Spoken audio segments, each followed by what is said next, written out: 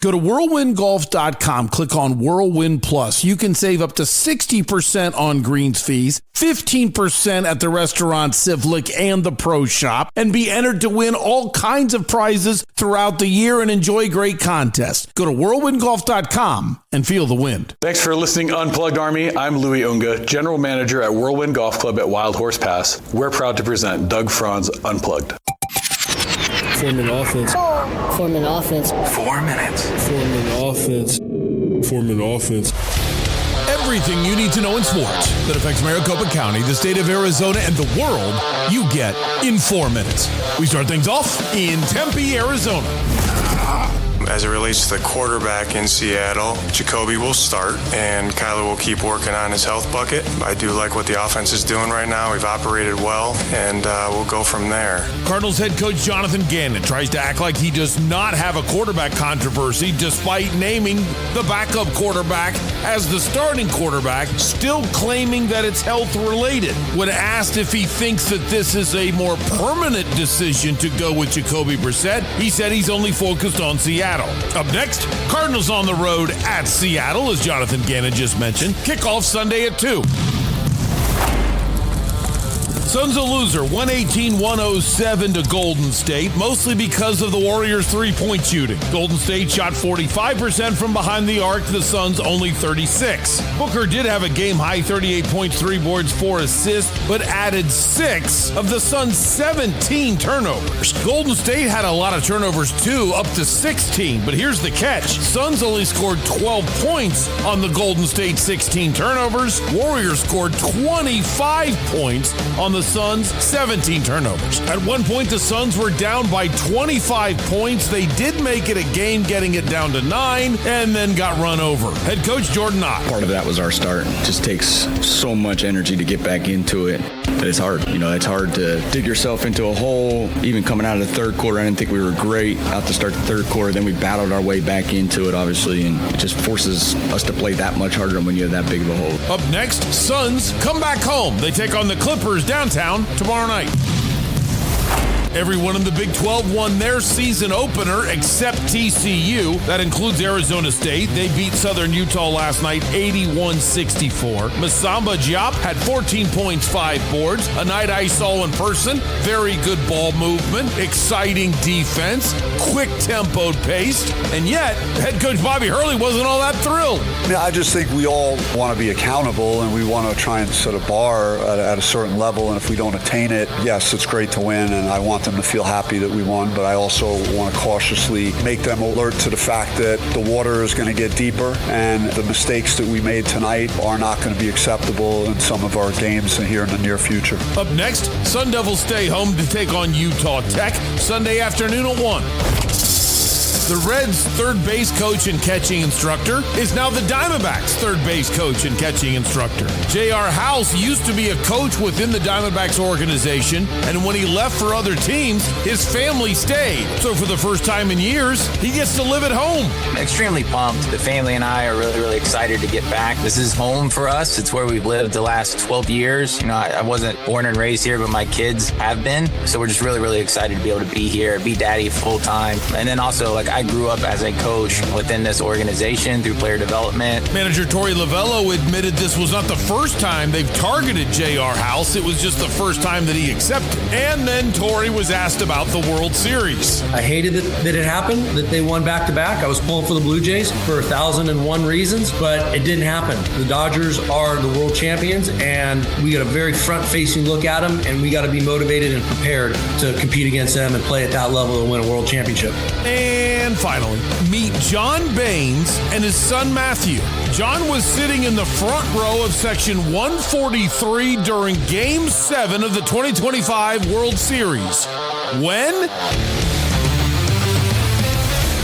he caught Miguel Rojas's tying home run to push the game into extra innings. In the 11th inning, his son Matthew caught Will Smith's home run that gave the Dodgers the lead and eventually won the World Series. Yes, one dad, one son, 2 home run balls for history. Obviously, being Blue Jays fans, they don't want it, but they want the money. They are season ticket holders, and they've turned the balls over to SCP Auctions. The auction house will verify the balls through Major League Baseball, and then they will be open for people to buy, and mainly Dodgers fans paying the price. Last year's final used ball in the 2024 World Series was auctioned off by the Dodgers and netted $414,000 for LA fire relief. This same auction house brokered the sale of Freddie Freeman's Game 1 walk-off home run ball. That sold for $1.56 million, third most ever expensive baseball sold. No one knows how much each ball will go for. They'll be sold separately, but I'm sure someone will try to spend the pretty penny to have the set. The reason why I always say that Bell's is not your typical country bar with mediocre bar food is because our kitchen is truly a scratch kitchen. From every single sauce that we make, to every dish, to the beef that we have come in, to the seafood that we have brought in each day, every single dish is handcrafted. We don't have microwaves, so you're tasting that quality the minute that it hits the table. Bell's Nashville Kitchen on Main Street in Old Town Scottsdale. You found home, down home.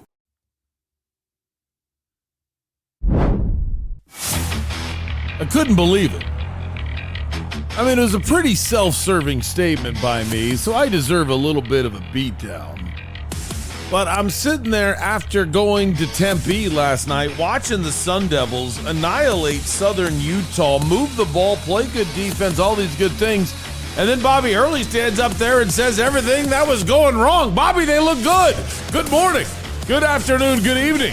Whenever it is that you've decided to make Doug Franz Unplugged a part of your day, my family greatly appreciates it. My name is Doug Franz, and you have found the only podcast in the world totally devoted to the coverage of the 4 major sports franchises of one great American city that drops on your phone each and every weekday morning. We also cover ASU, U of A, GCU, the Rattlers, the Rising, and the Merc. This is Doug Franz Unplugged, presented by Whirlwind Golf Club at Wild Horse Pass. How are you? I'm doing good. Do me a favor, if you don't mind. Send me a tweet today, post something on Instagram, just really, really quick that just says, sounds good. Sounded a little weird. You know, whatever it is to you, I don't know how to explain it. Obviously, you're hearing the audio, but I'm seeing the audio. I watch it go by on my computer in waveform, and the waveform just looks funny. I mean, you can imagine I've been doing this for 30 years, and I would say, I don't know, about 20 of it, I've been pretty familiar with what the sound wave looks like when I talk. And it just looks different today.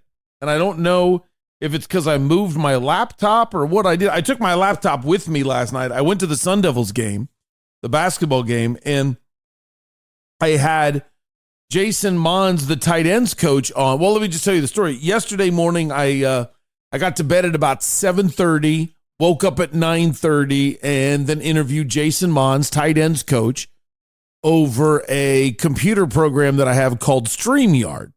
And so it was a video, interviewed him, and then I took the audio of that interview and edited it up. It's kind of weird.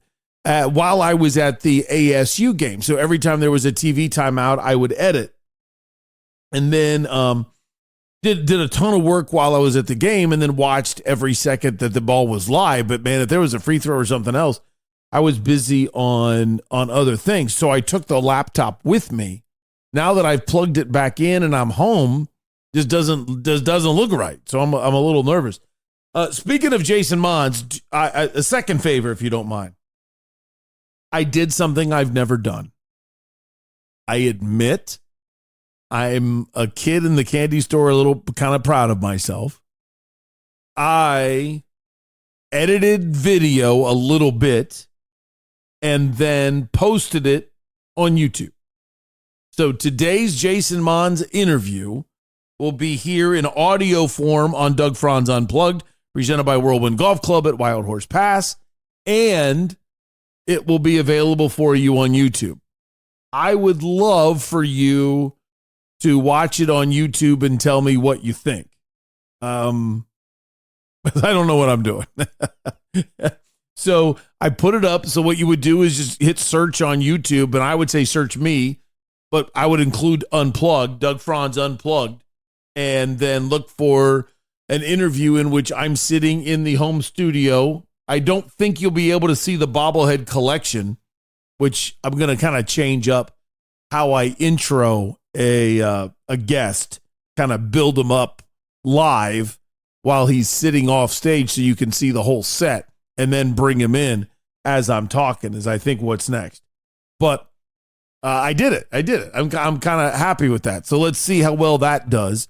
And then obviously please like and subscribe it on YouTube, so stuff like that starts getting pushed out a little bit more and we can get a little more attention for all of us here in the Unplugged Army. So I did that. And then after I was done, 20 minutes later, it was time for a DBACKS Zoom call in which we got to know J.R. House, the new third base coach. So I did that. And then just got to work after the 2.5 hour sleep, got to work, worked all day, then recorded with Brandon at Whirlwind Golf Club because he pulled the name of the October winner, in a sense, live on air. I guess that's live to tape. And then I went to the ASU game. But I do owe you an apology. I was not able to watch the Suns last night because Suns tipped off at 8. Devils were at 7. I was at the Devils game. I didn't get home until about 11, I think it was. Maybe about 10:30. But I was so busy doing other edits and collecting sound from all day because I hadn't collected any sound today that I didn't get a chance to go over and watch the Suns because it's now time to sit down and get recording. So I read about the Suns. I know just as much about them as I guarantee you any morning show you listen to this morning because, those guys don't stay up to watch whoever I might be talking about. So therefore, I'm equal to everybody else today, even though it just makes me want to throw up. It does. To do a show, I feel like I'm lying to you, even though I just told you. To do a show and talk about the Suns today when I didn't see it is just disgusting. But I will watch it today. Later on today, I will watch it to make sure that I know what I'm talking about if I ever have to reference back to it. Like reading Dylan Brooks getting a technical foul when you're not even in the arena competing. Well, I mean, you're in the arena, but you're not.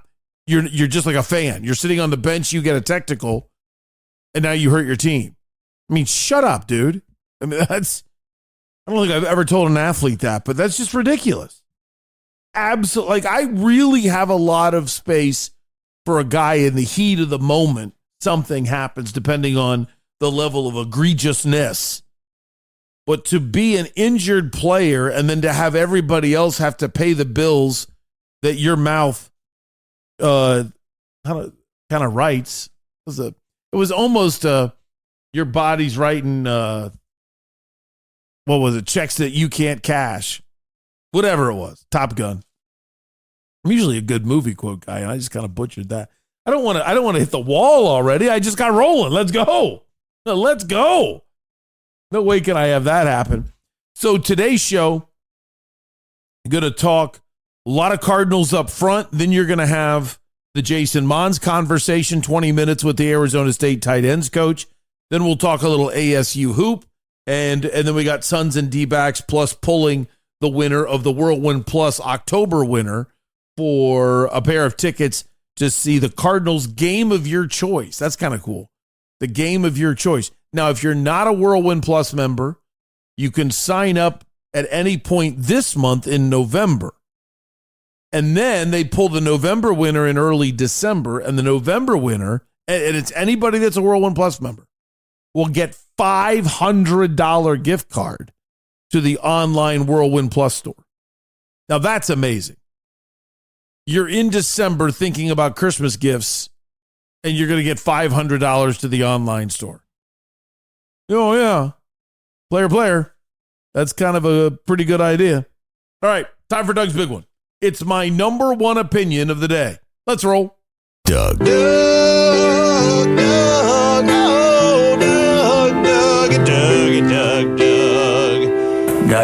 Where's Doug? Here, sorry, Doug. Where are you at? Yeah, was that a plug to unplug right there? That was smooth. Well, I can only answer the questions that get asked of me, Doug. Obviously, Franz is such a good player. Doug's big one. I just have to say, Ken Whisenhunt, the levels are back. Ha! I'm sorry, I don't know what I've done, but the levels are back. So if you just had to turn down your stereo, I am sorry, but I don't know what I hit or what I've done that the levels look normal again. Anyway, you can see how much I've been focused on that it distracted me that quickly as soon as I saw the levels come back to normal. Ken Whisenhunt still gets the award for the greatest way to change quarterbacks in football history. And Jonathan Gannon doesn't even get bronze. What are you afraid of, JG? Why are you afraid of the truth? What I'm referring to is, if you remember Matt Leinart, starting quarterback, Arizona Cardinals, Ken Whisenhunt is the new head coach, and things just aren't going well with Matt Leinart. Things are not clicking. And then they get to year 2, and it's still not clicking.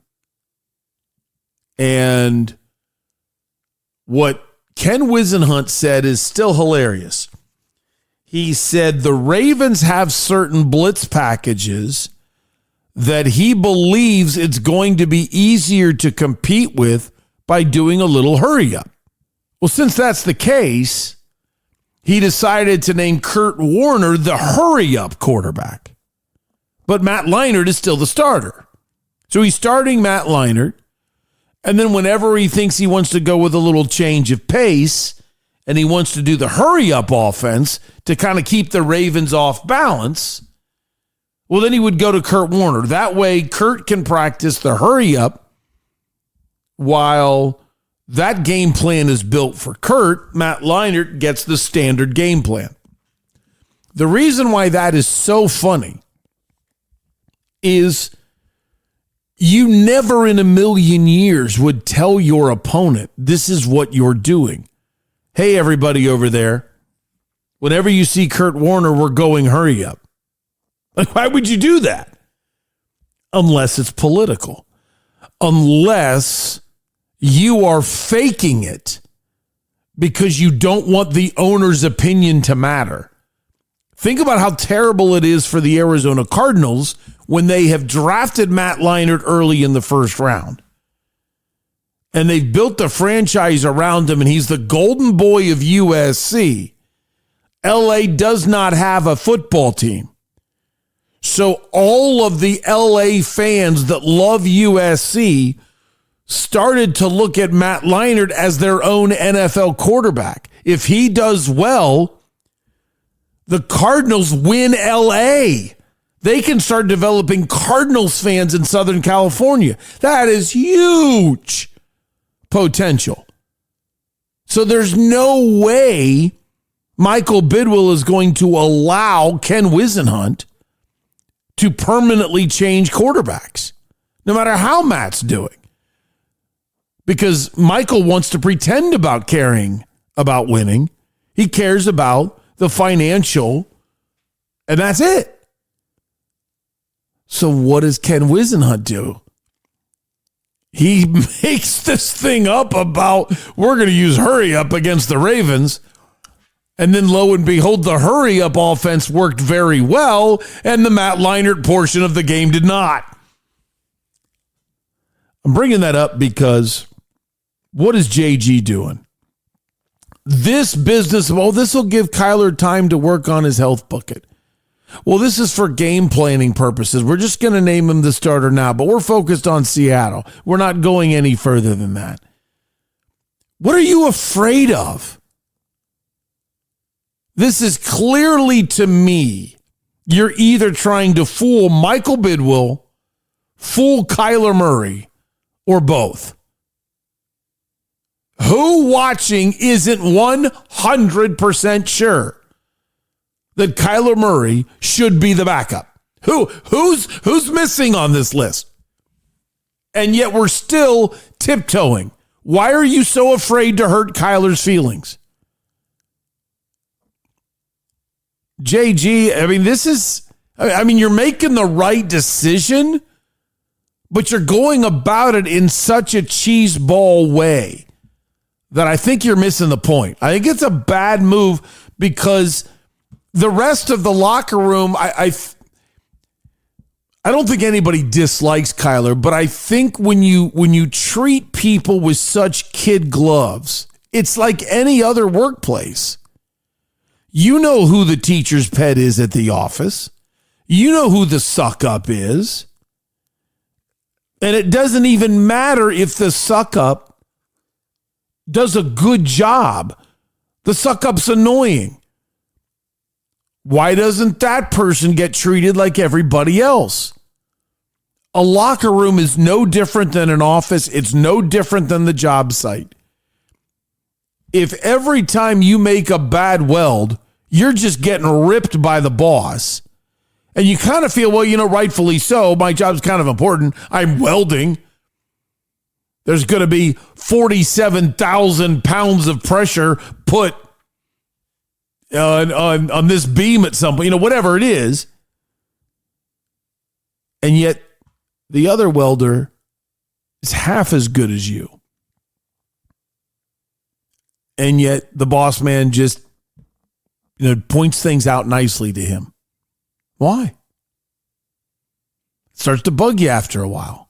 Other people notice, hey, why is the boss man treating you like, I don't know.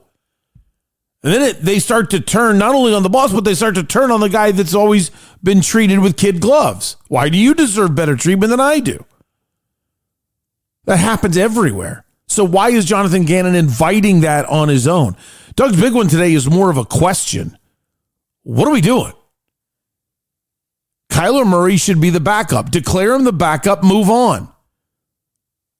Instead of this, well, we're going to let him work on his health bucket and we're going to release a statement through the Adam Schefter, who is a pawn for the NFL.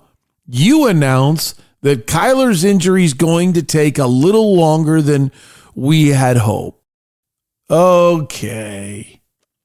Come on. Kyler Murray's never been good at coming back from injury anyway. So, again, why do we have to treat it with kid gloves? It's almost humorous. And that's Doug's big one. Black Friday deals are going on all month long at Santan Ford. $10,000 off a new 25 Ford Escape, $6,000 off a new Ford 250 XLT, and $5,000 off a new 2025 Ford Bronco Sport.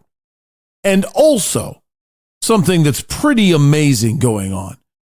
On top of that, there's $1,000 available in exclusive bonus cash for veterans, active military personnel, and first responders. $1,000. There's always terms and conditions, but I'll walk you through them, or I'll walk in the doors with you. If you're a little nervous to go buy a car, take me with you. Go to santanford.com, email me, Doug at DougFranzUnplugged.com, and receive the friends and family discount from Santan Ford, 202 in Val Vista. I am Santan Ford. Let's stay on Cardinals. It is a good day to be a Cardinals fan. Really, it is. I mean, if you can figure out a way to get out from that contract, and it might be impossible, but if you can figure out a way to survive this, one of the great things about drafting a quarterback is you don't have to pay him very much, and it's easy to fit him under the salary cap. So what you could do is cut Kyler Murray in the offseason, take the $54 million cap hit. You'd rather trade him, even if it's a 7th round pick.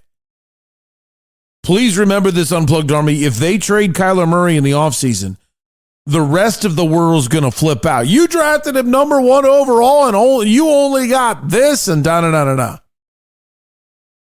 Well, you have some leverage because, number one, you're going to understand just that trade knocked about $30 million off the cap hit. It's a lot easier cap hit to absorb when you trade a player than when you cut him. Also, in the Russell Wilson situation, he took a little bit of a pay cut to get out of that, to get out of Denver, because he wanted to get out of Denver. Well, Kyler, knowing how sensitive he is going to think, well, since they've benched me, I don't want to be there anymore. So he might be willing to restructure the deal. If he restructures the deal before he leaves, well, now the Cardinals get to pay him less overall, and then that means less on the salary cap. So there is that. I just don't think another team is going to pay that money. Nobody looks at Kyler Murray as a good quarterback. They look at him as average to below average. And you're not going to spend the kind of money, over $40 million on next year's contract. You're not going to spend that for Kyler Murray. You're going to wait until the Cardinals cut him and then sign him to your own deal. If you trade for him, you owe him on his current contract, unless the Cardinals are willing to spend the money. That's where we get into, does Michael Bidwill want to win? He could easily negotiate a deal in which he is spending the money and giving it to the other team. Here, I'll help you pay this contract off. And if he does that, he takes a lower salary cap hit, and now the Cardinals have more money to spend on free agents. They've got a better chance to win. If they cut Kyler Murray, they actually don't have to pay him.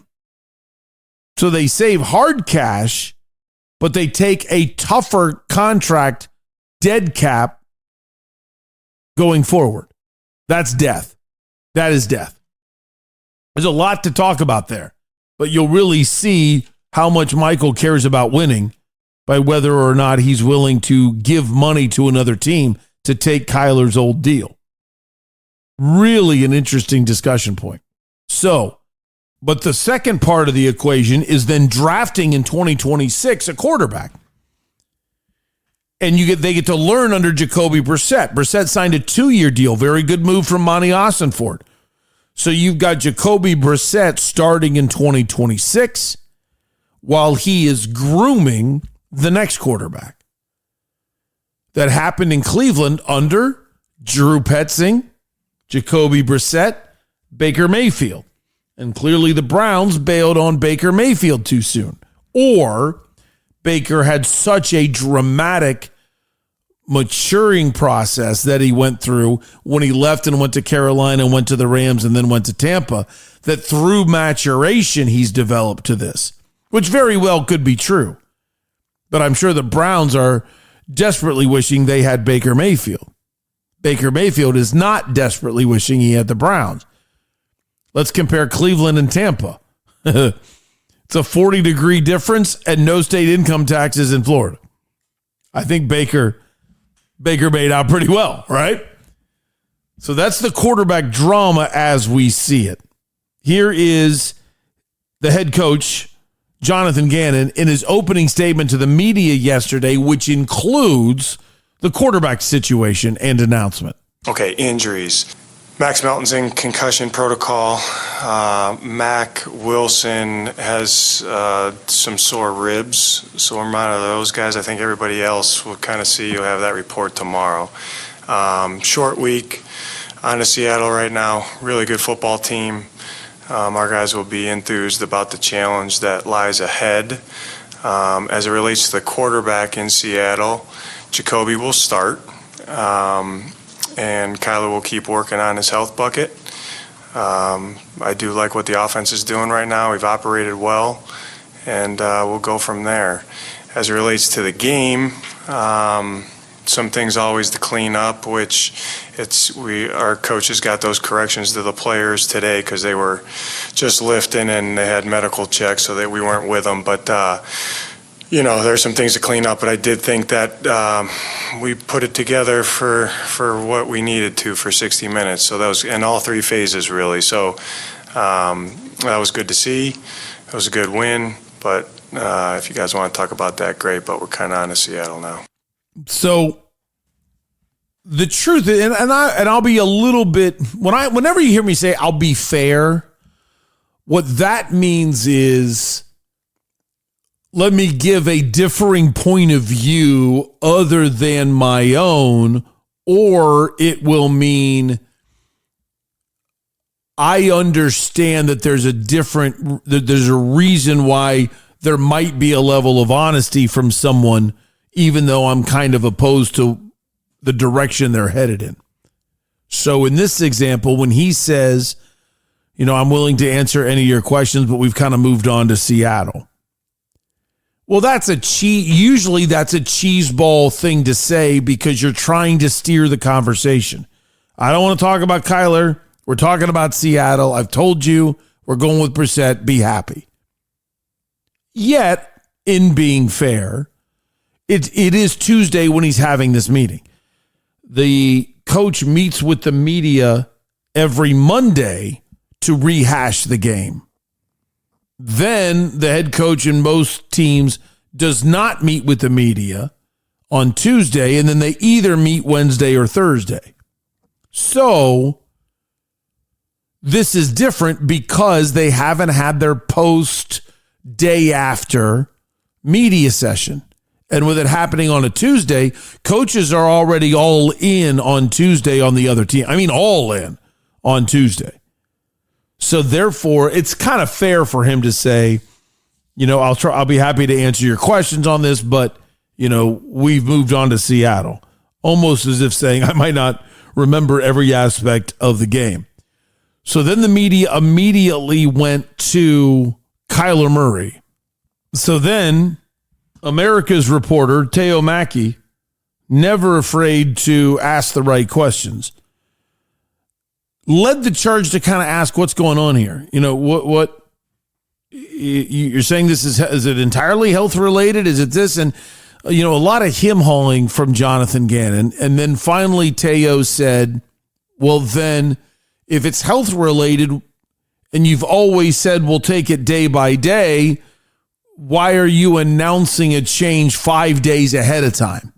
Brilliant question, because it totally exposes that this is a benching. You can't have a coach for 3 straight years always talk about on Monday and Tuesday, we'll see how he progresses during the week. We'll see how he progresses during the week. We'll see how he progresses during the week. And now suddenly it's, well, Kyler's, going to work on his health bucket and we're going to have Jacoby start. Right? And so there's Teo Mackey saying, wait, why are we announcing this 5 days early?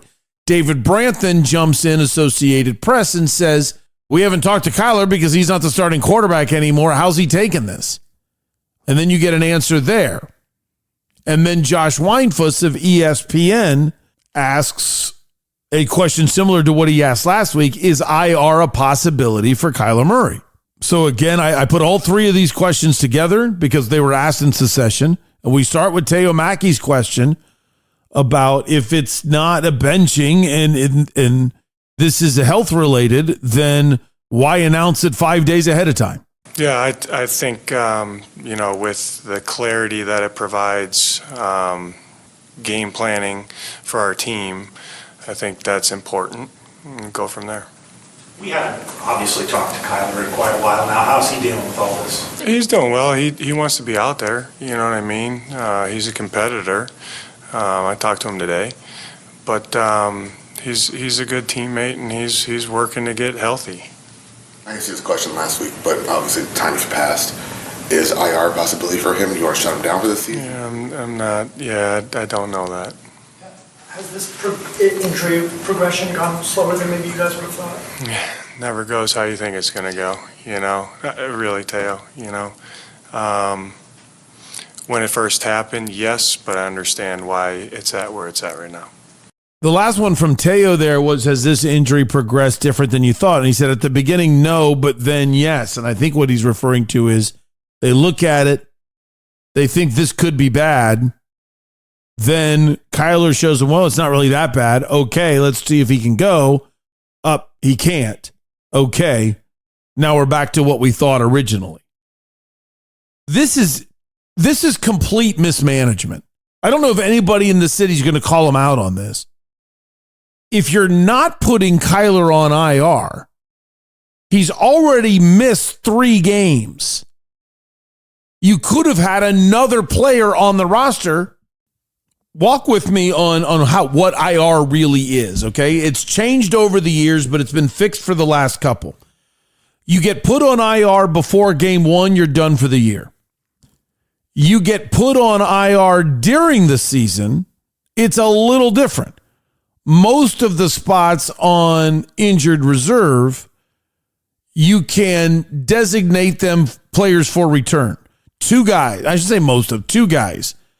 2 guys can be designated for return. And it's funny, they don't want to waste a spot of their designated to return on Kyler Murray. But you're getting ready to have him miss his now 4th game. Why? It doesn't make a lot of sense unless you butchered it. It makes perfect sense if you got it wrong. I make mistakes all the time. I'm not afraid of it. I'm mad about it. I hate it. It angers me. I don't want to let you down. I certainly don't want to let my family down. But when you make a mistake, you got to own it. So either the Cardinals got the injury wrong and didn't put him on IR. They're afraid of his feelings and they didn't put him on IR.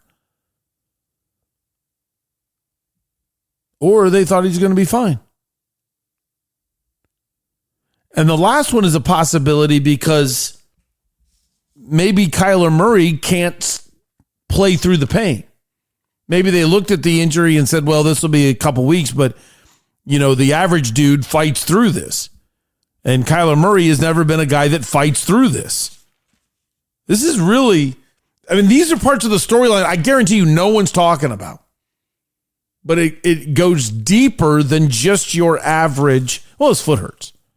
Now, again, America's reporter, Teo Mackey, if you remember the day before when we were playing sound from post Dallas, every time Teo Mackey brought up the future of the quarterback position, Jonathan Gannon would say, nothing's changed. Nothing's changed on that tape. Nothing's changed. I don't have anything for you guys. Nothing's changed.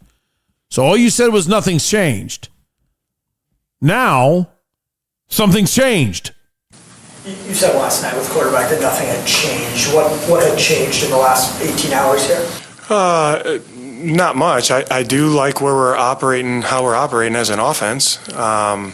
So that has, you know, in my mind, I take all the variables that I have to make a decision and make the decision when I need to.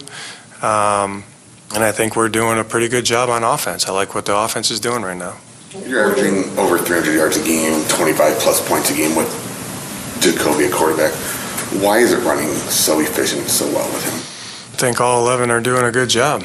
You know, I mean, we're doing the things that are needed to move the ball, stay on the field, and score points, you know. And that's been good to see because we've put up some numbers here now that you would say that you should have a chance to win the game when you put up over what the points we've been putting up. So with saying that, this week's going to be a new challenge.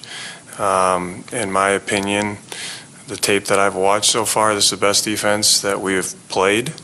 So it'll be a big-time challenge, especially at their place. When you say all 11 are doing their jobs, what's the quarterback's role in all that? Where does he factor in? He's one of 11 to do his job.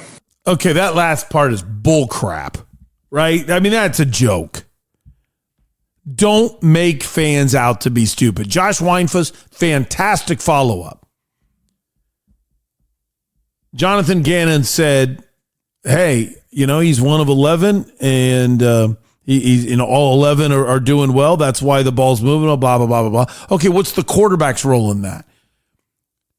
Well, he's one of 11. Then why does he get paid more than everybody else?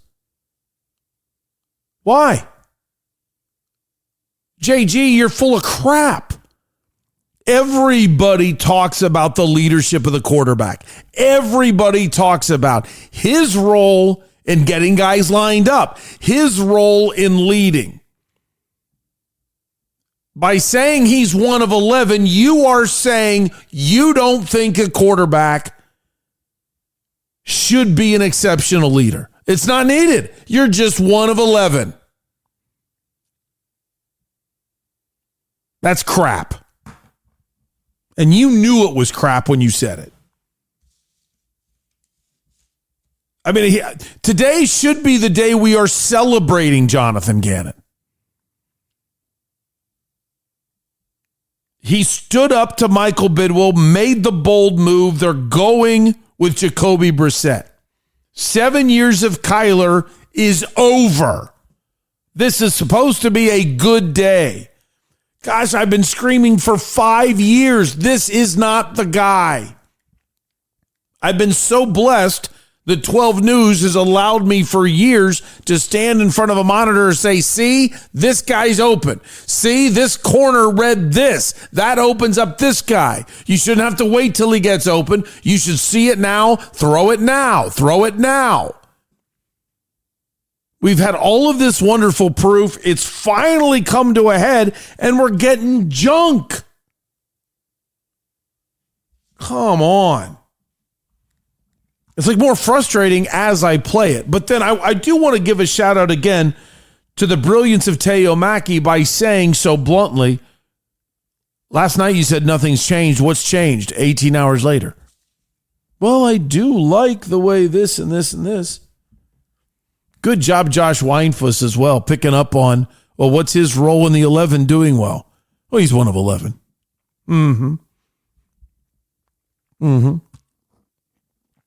Then why is Jacoby Brissett the most expensive backup player you have if he's just one of 11? That's what I thought. All right, step off the soapbox. Let's get a little more philosophical. Craig Fouie, ABC 15, asked about the real need to get a win and how important that win was. And I do like that Jonathan Gannon finally got human on this one. He stumbled for a long time. I edited that out, but he really had a hard time answering it because he wants, and this is fair, everybody to be focused, everybody to move on. Doesn't matter what happened in the game the weekend before, we've got to move on to the next game. We can't think because we won last week, we're winning this week, and we cannot lose this week because we're still getting over the loss from last week. It's a good sentiment. And he tries to explain it that results don't matter in a results-oriented business. And I admit I like this answer, even though I'm still irritable at the previous answers. You don't live and die by results. I know that's because it's a results business, right? But you can control what you can control. And if you're chasing results, a lot of times you don't get the process that you want. So yes, it feels good to win. I'm proud of those guys. I'm proud of everyone in that building. But the fact of the matter is we're still in the hole and going to play probably the best team in the NFL right now. So you just got to reset every day, every week, and put your best foot forward, you know? And so I'm convicted that how we operate in this building, we can win more games.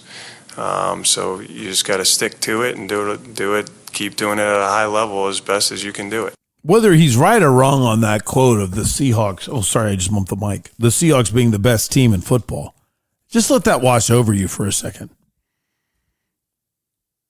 You think the Vikings are still happy with just letting time go by with J.J. McCarthy? You had Sam Darnold. Nobody wants to accept that it was real, what Sam Darnold has learned.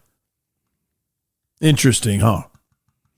This is Drew Petzing, based on a great work, again, by America's writer, Teo Mackey. Teo Mackey figured out that there have been 44 snaps from under center with Jacoby Brissett at quarterback in 2025. There have been 16 for Kyler Murray. Obviously, knowing the significant number of games that Kyler started more than Jacoby Brissett, and yet it's 44-16 in favor of Brissett that you're actually under center. which makes the read that much harder in play action than if you're doing play action from the shotgun. So, Drew, what kind of opens up more because you have Jacoby Brissett and you're using more play action and you're using more snaps under center? I think that would be probably a question I would have to have them answer, which we can't do. We certainly can run play action, gun, pistol, under. I don't feel like that's going to increase or decrease the amount we run necessarily. But anytime you can create the indecision for a defense on whether or not their ball is being handed off, what the play type is, where we're trying to attack on the field, I think it makes it a lot harder to defend. He's trying to talk about if we see that they're susceptible to play action, and we have Kyler Murray at quarterback, we're going to run it out of the gun. So the gun versus under center isn't in any way heavily involved in the decision of whether or not we're going to do more play action. Oh, it isn't. Then why are you doing more play action with Jacoby Brissett under center? The reason why this is a big deal, I don't know which way it is. Either Kyler's preference is shotgun, and that's why they run shotgun. Or if you want to go with the Mark May line of thinking, the former Super Bowl champion of the Washington Redskins, his theory is very simple. Kyler can't see over the center's butt. You put him under center, he can't see. He's got to get away so he can at least see a little bit, trying to find gaps between linemen. That's why he can't be under center. Now the world opens up because when you're not under center, when you're in the shotgun, the communication for the defense is a lot easier. And just like you can see the defense better, they can see you better. When you're under center and the first thing you do is turn around and stick the ball out and go backwards towards the running back, it's easy to miss that the ball was handed off. Because you've got a lot of bodies in front of you defensively. And both sides of the line of scrimmage is trying to figure out, when I say both sides, I shouldn't have said that because that stands for offense and defense. I mean each side of the defensive formation. Your strong side linebacker and your weak side linebacker, they're both watching the running back because they don't know which way he's going to go. Is he going to go to the quarterback's left or is he going to go to the quarterback's right? That determines a lot of part of the defense of, okay, he's taking the handoff on my side of the field, therefore I'm coming or I'm doing this. Whatever it might be, whatever your role is, it's affected by that. When you're in the shotgun, you already see where the running back is standing. Everybody already knows, okay, the running back's on the right, so therefore everybody do what we do when the running back's on the right. When the running back's in the I formation behind the quarterback, you don't know which way he's going, so you don't know your responsibilities yet. All of that creates indecision. All of that is why you can't have a 5'9" quarterback unless they have elite skills at reading the defense. That's why it's okay for Drew Brees. Russell Wilson was a little different. Russell Wilson, light years ahead of Kyler Murray at reading defenses, not as good at Drew Brees. But he had freaking Marshawn Lynch. When you've got the speed of Russell Wilson and the fear of God that Marshawn Lynch puts into a defense before he gets the ball, they've got to have 11 guys on the tips of their toes ready to run full speed into Marshawn Lynch because they know if they don't, he will embarrass them and he will hurt them.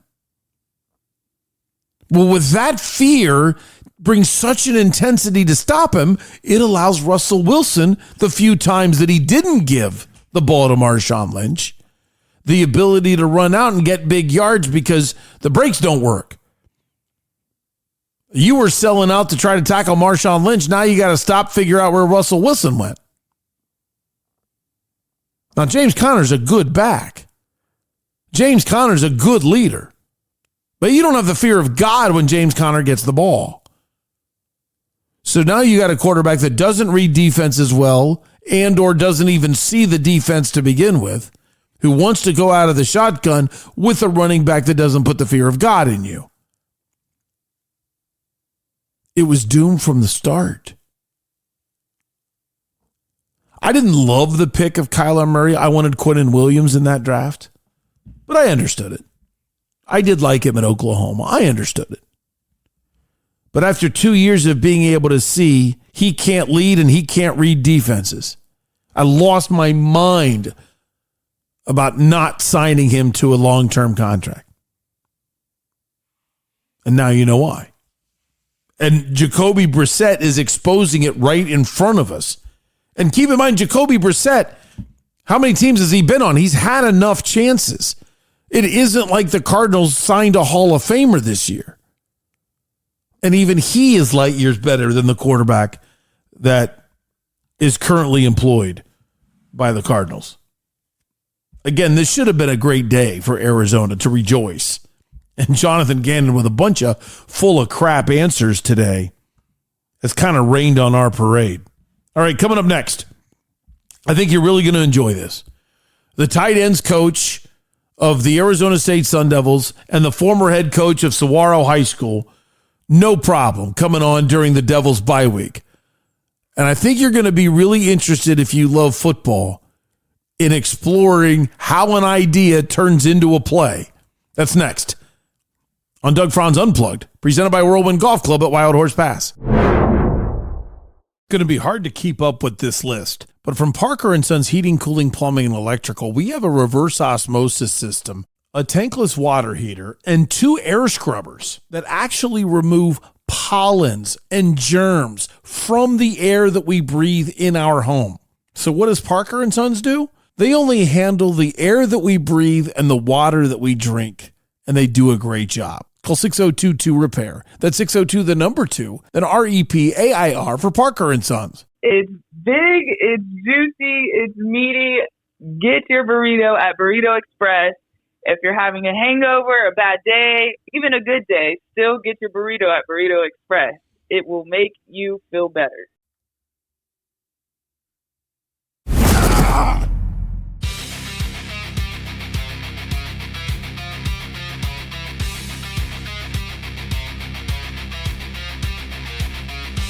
Thanks, Unplugged Army, for listening. Jason Mohns joining us, tight ends coach, Arizona State, and ASU is on their bye week, so he's got 900 places to go. I'm sure you could guess the first question, but how's the family? That's more important than anything else. How's life? Life is good. Family's doing well. Kids were super fired up that we qualified for the bowl game. Like I told you when we bumped into each other, their only experience with the bowl game is the Peach Bowl in the CFP. So they think that's every bowl game now. So they were pretty juiced. They were pretty juiced up to know that we got to 6 wins and know that they're going to get that. But no, they're doing great. It's been a lot of fun and they're both active. My wife is, she's a G. Baker's got flag football and Kendall's got volleyball and dad's never home. So she's running them around and working and getting them to school and back and all that. So shout out to Sarah. She holds it down at home.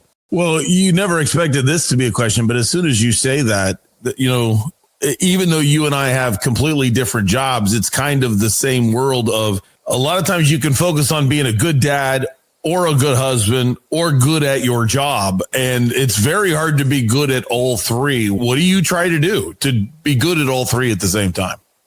Well, I think a lot of it just comes down to your priorities. And so I tell people all the time, my job is, obviously a priority when I'm doing it. And my family is pretty much my hobby. So when I'm not doing my job, I spend all my free time pouring into my family. And I wish I could play more golf, but if I have to choose between playing golf or spending time with my kids, it's going to be my kids. And so I think I've just tried to do a good job of prioritizing my free time and giving about 99.9% of my free time goes to my family and making sure that I'm not cutting them short when I do have time away from football. And then, obviously Coach Dillingham does a great job of allowing our family to be a part of this process and having family dinners on Sunday nights and making sure that the wives and the kids feel welcome in the facility. So I'm trying to incorporate them in this process as much as possible as well. Well, you didn't ask for advice, but I'm giving it to you. Get the family involved in golf, and then you win. You go to Whirlwind and you teach your kids how to play, and then you're all together. The conversations I have had with my youngest daughter when you're in a cart for 4 hours, it's unbelievably deep, and I'm a better dad because of the amount of times I've made her cry when she's in a bunker. Because I've learned, you know what? Be quiet. Let her figure it out. And if she wants to cheat and pick her ball up and throw it out of the bunker, that's between her and God. It's not between me and her. That's great advice. I know I've got some buddies that are doing that. They got, oh yeah, my kids are in junior golf. I was like, that's selfish, but no, it is awesome. And actually Baker, my son, has expressed some interest in wanting to pick it up a little bit. So he turned 7 this weekend. So that's probably a good age to pick up the sticks and start learning how to play. That's good. That's good. As far as the tight ends are concerned at Arizona State, what's going right? What are you happy about? I think we've got a really talented, deep room. I think they're very unselfish and they've done whatever they've been asked to do throughout the course of the season. At times it's just been blocking and being involved in the run game and in pass protection.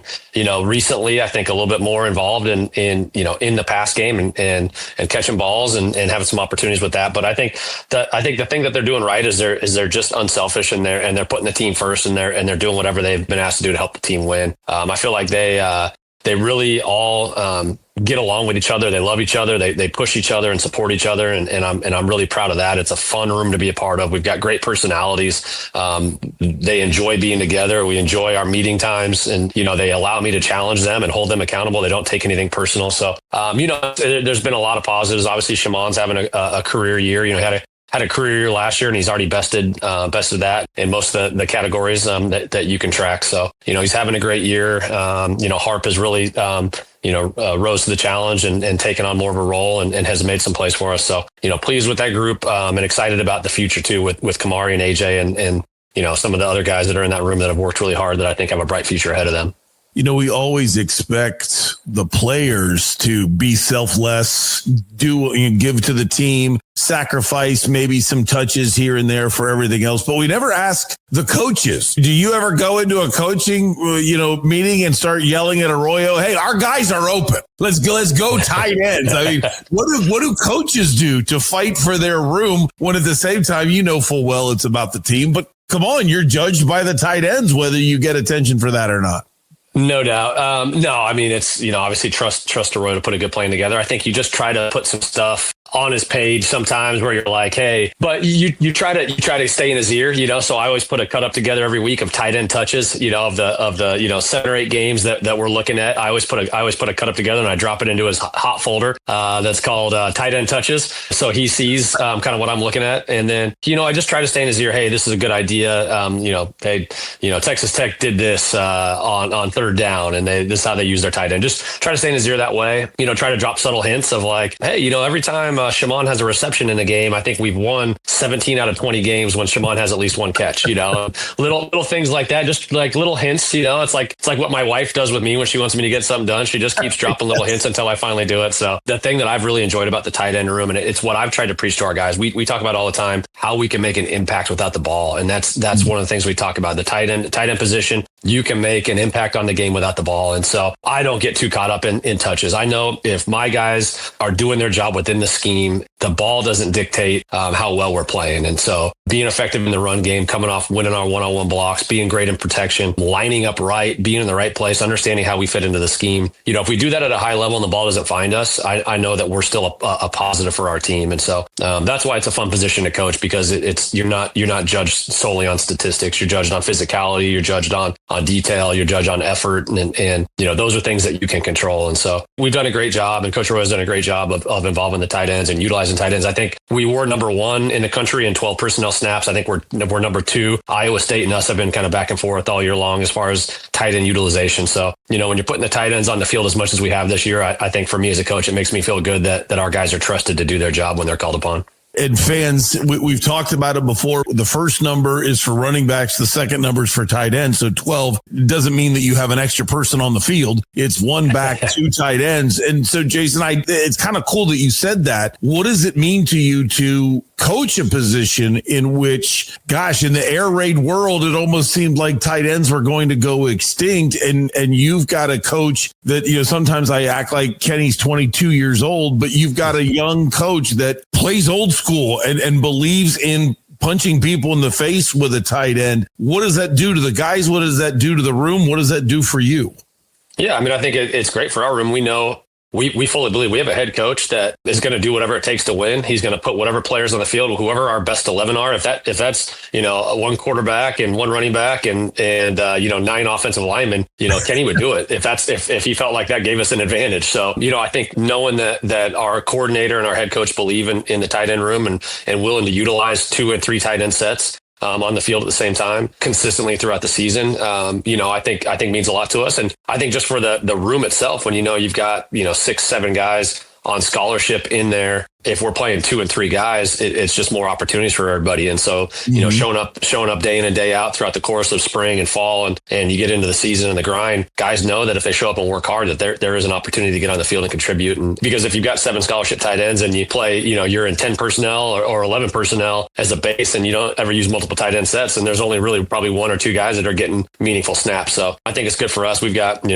3 guys playing a lot of snaps. We've got a 4th guy that's played a decent amount. We've got the other 2 guys that are on special teams. So we traveled 5 tight ends last week to Iowa. So that's awesome for us, for our guys. There's a lot of opportunities to play, and that's what these guys are here for. They want to get on the field and contribute. I don't know if you're old enough to remember, but there used to be this cheesy thing every Saturday morning called Schoolhouse Rock. They would teach you about conjunctions, conjunction, junction, what's your function and stuff like this. Well, one of them was how a bill becomes a law. So there's this little guy, he looks like a bill, and he's walking around Congress, and then he goes through committees, and he eventually gets to the president's desk. So I have a question for you based on something similar. Take me through the process of a concept becoming an actual play. When you come into work on a Monday and you saw something Saturday or Sunday that you like that is not in your playbook, how does that process go all the way from it has no name other than what you kind of make up to actually being called by a quarterback in a game?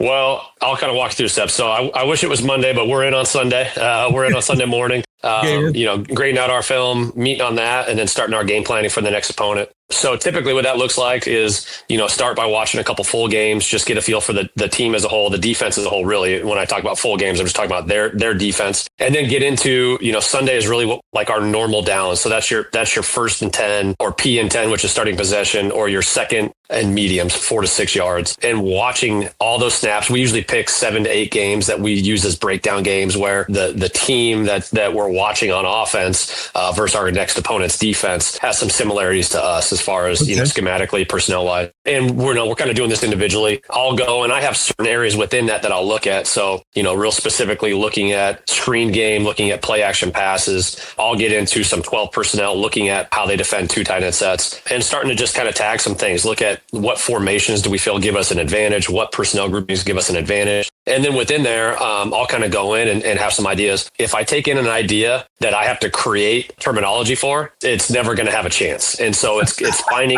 finding things that fit within our system. So can I take something in? It might not be something that we've done yet, but it's something that we do. And so from a concept, from a blocking, if I can present it in our terminology, our formation, our protection, our concepts, and package it like that, then we have a working ready list. It's like a Google document. And so we'll meet on Monday afternoon. So we get all Sunday, we get half a day on Monday to kind of put our ideas together, put stuff into the ready list. And then we meet as an offensive staff and we go through the ready list, and it's all broken down by formation, by personnel. And so we'll kind of go formation and personnel by personnel and talk, hey, here's the things we like in this personnel grouping and this formation, run and pass. And it's all separate like that. And then when one of my things that I put in the ready list comes up, then it's, let's talk through it. Why do you like it? What'd you see? What are they doing defensively? What if they do this? What's our answer to that? Really, we're trying to find stuff. We kind of troubleshoot it and go, well, that's good against this, but they also do this. And if they do this, then it's not very good. And then boom, that you see a red line go through it, and that's the end of that. So that's kind of the process for that. And we do that for normal downs. We do that for third downs, third and short, third and medium, third and long, third and XL. We do it for low red zone, high red zone, fringe area.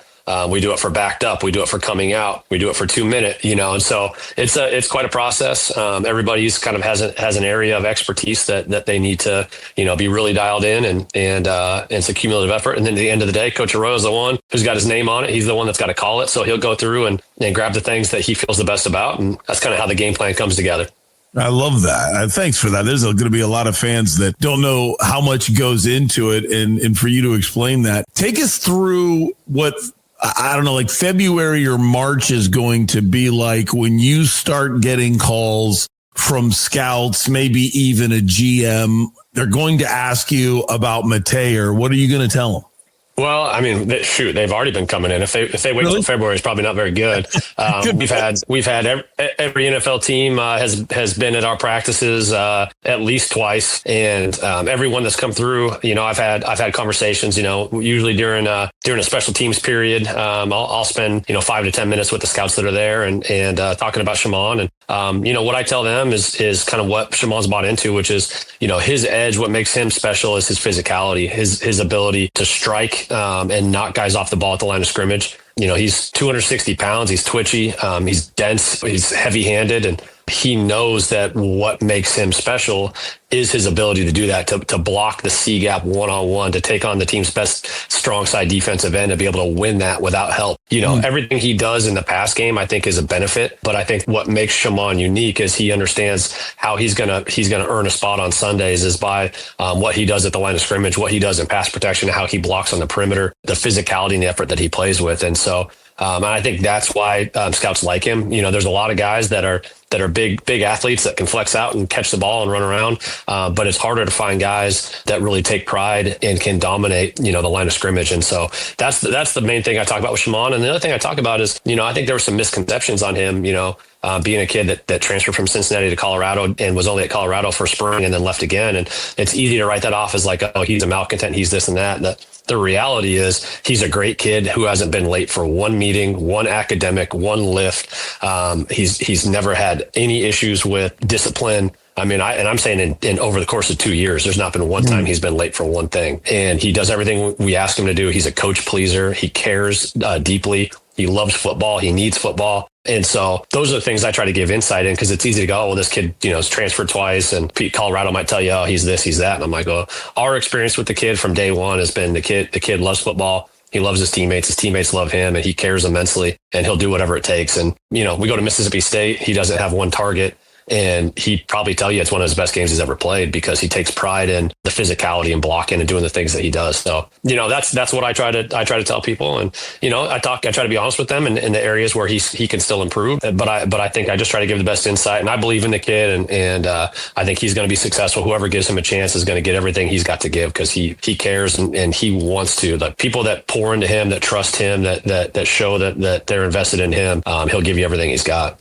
I love hearing you say that about him. And it made me think, I know for a fact I'm soft enough that if I am 20, 21, 22 years old and I'm on a student radio station at the First Ohio University and ESPN radio starts walking around in order to watch me and do everything, I'm going to choke. I mean, maybe by the fifth time they're there, I'm ready. But the first, and yet, that's what these kids are doing. As soon as you said, yeah, there's plenty of scouts. They've all been here. They walk around. They watch practice. It's so odd to hear you say that. Here's a 7-figure check, young man, if you do your job well, but keep focused on practice. Don't look at me. Do you ever address that, or is it just totally the norm and everybody's used to it?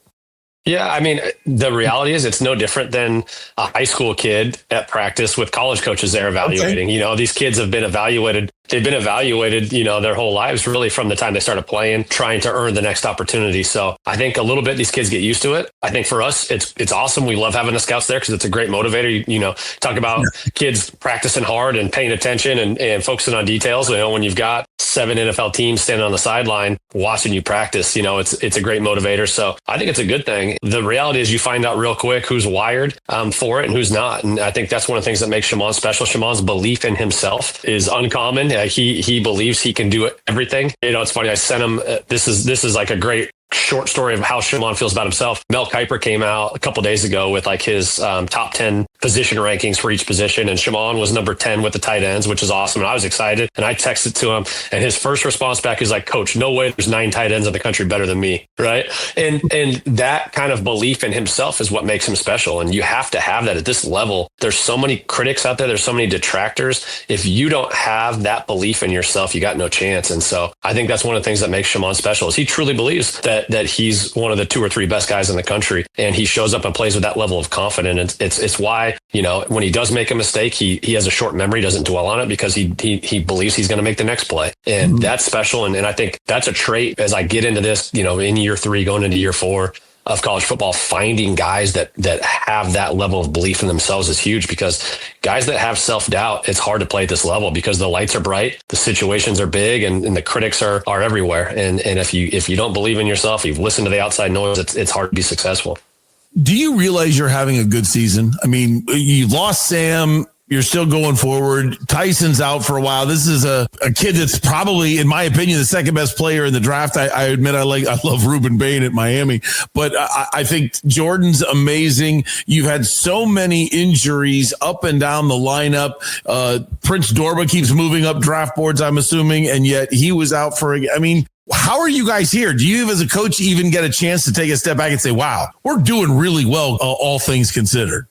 It's funny. Like, there's so many times that I compare this to I'm like a history buff and I love watching World War II documentary stuff. And I didn't serve. My grandpa served. I never served in the military. I have no idea what it's like. Same way. And my grandpa's Battle of the Bulge. That's awesome. That's awesome. But like our life is not on the line here.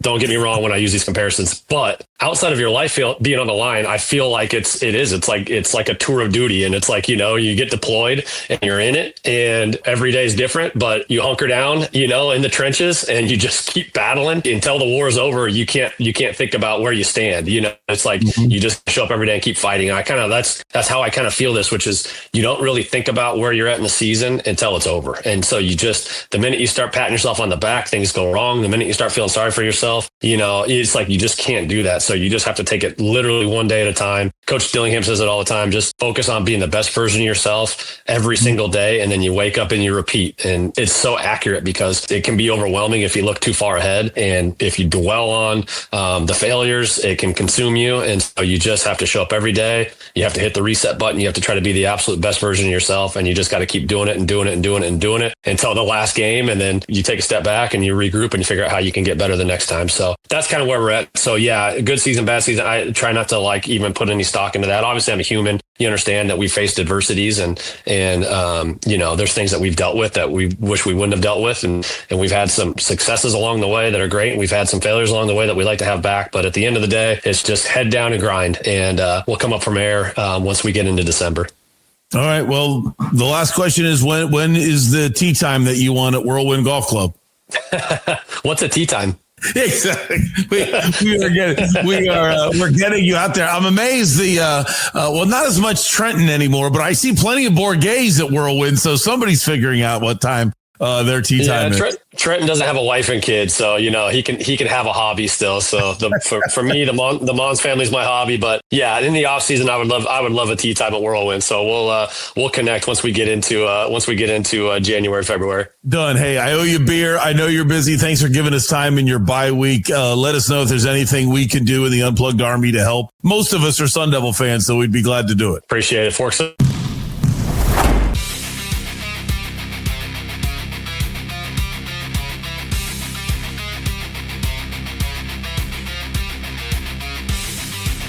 Hopefully you enjoyed listening to that as much as I enjoyed talking to him.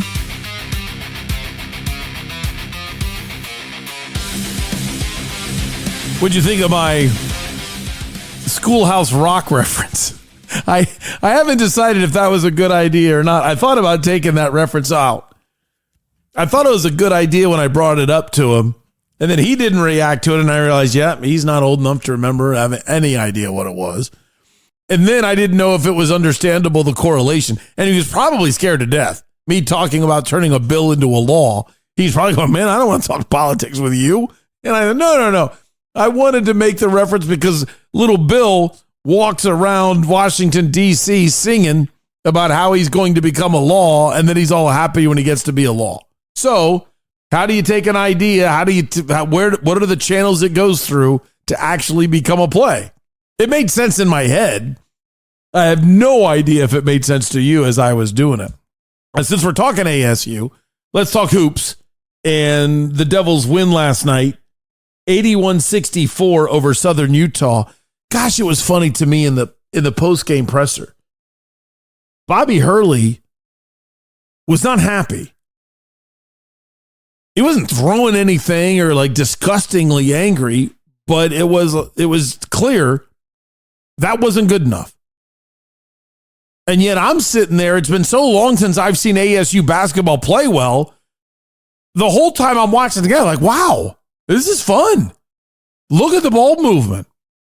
Look at the challenging of shots without fouling every time. Some fouls, but without fouling every time.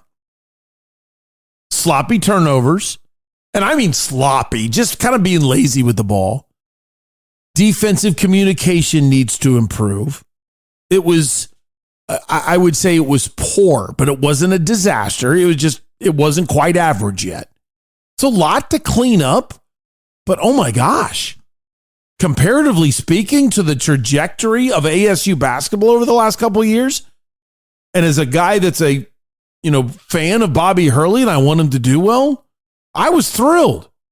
And then Bobby Hurley comes into the press conference and says, it's nice to win. Nice to get, obviously, a win under our belt to start. We struggled at the end of last year, and I told the team, we hadn't won a game in a long time. So, we had 2 close exhibitions, didn't go our way, had a lot of stuff going on in those games. So the program needed to win today and just get off to the right start. So mission accomplished there. It was hard to be like me to be overly enthusiastic, though, about just how we got there. And there's a lot of work to still be done, especially today defensively. We lost containment of the ball way too much. I thought we were too spread out on defense, not helping. When a guy did drive the ball, they got into the paint way too much. They scored 40 points in the paint, so we, can't really afford to do that as the water gets deeper, over the next couple of weeks. And so we got, we need this practice time, and good thing we have a few days till our next game. So I heard him say that, and I was like, wow.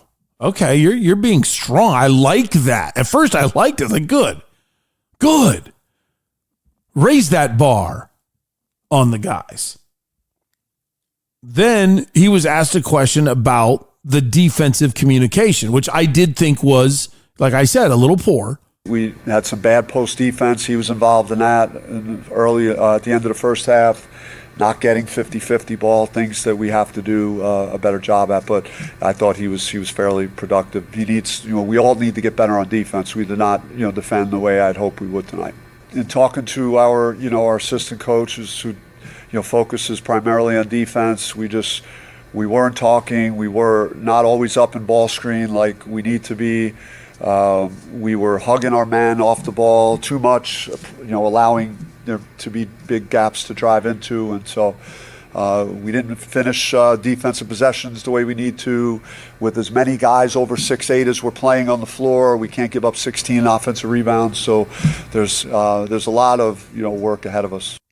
Okay, I mean, now I'm starting to feel bad. Like, hey, do you want to hug it out? Did you forget how bad last year was? This was nice. And I felt bad, so I jumped in and I said something weird. I don't know if Bobby liked it, but I said, Bobby, I'm old. And, that's probably what he didn't like because he's older than me. I think he knows that too. I always joke with people, if you ask me how old I am, I don't really care. Like, I'm not one of those people that needs to hide my age because I'm alive. You know what I mean? I'm here. Let's go. Age is not going to slow me down. So I don't care how old I am. But if you ask, I'll always say younger than my wife.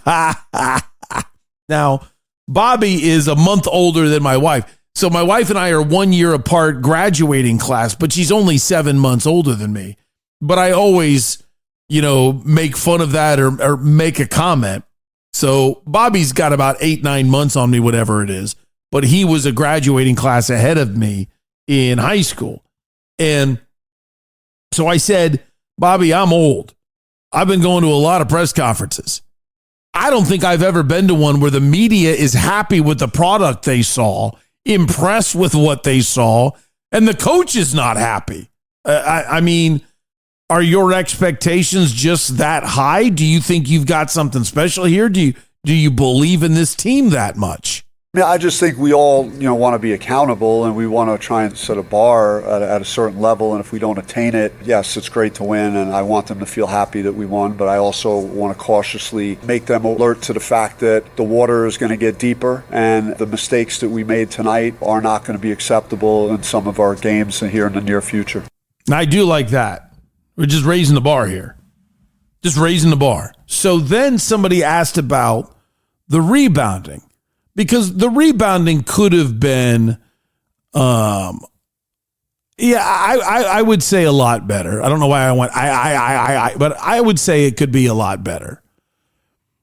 And it was more as if it was centralized. If Diop was close and he could get to it, okay, then the rebounding was fine.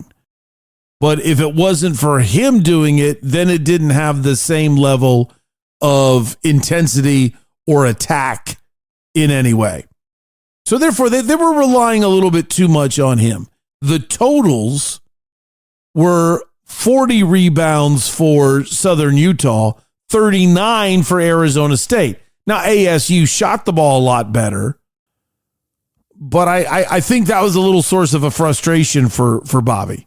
Yeah, I mean, we're going to get back to the film, and we're going to keep harping on it. You could ask, Pig is on deck. You could ask him how much we've talked about rebounding and the importance of rebounding. And, now we don't have any excuses like, hey, last year Jaden Quaintance got hurt and, we had a lot of small guys, hard to get a rebound. Well, we got a lot of guys that are 6'8" or bigger on the floor. So, we ought to be able to take care of business on the backboard. But we'll find out who the culprits are in the video, and then we'll take a look at that, and we'll make everybody accountable for it.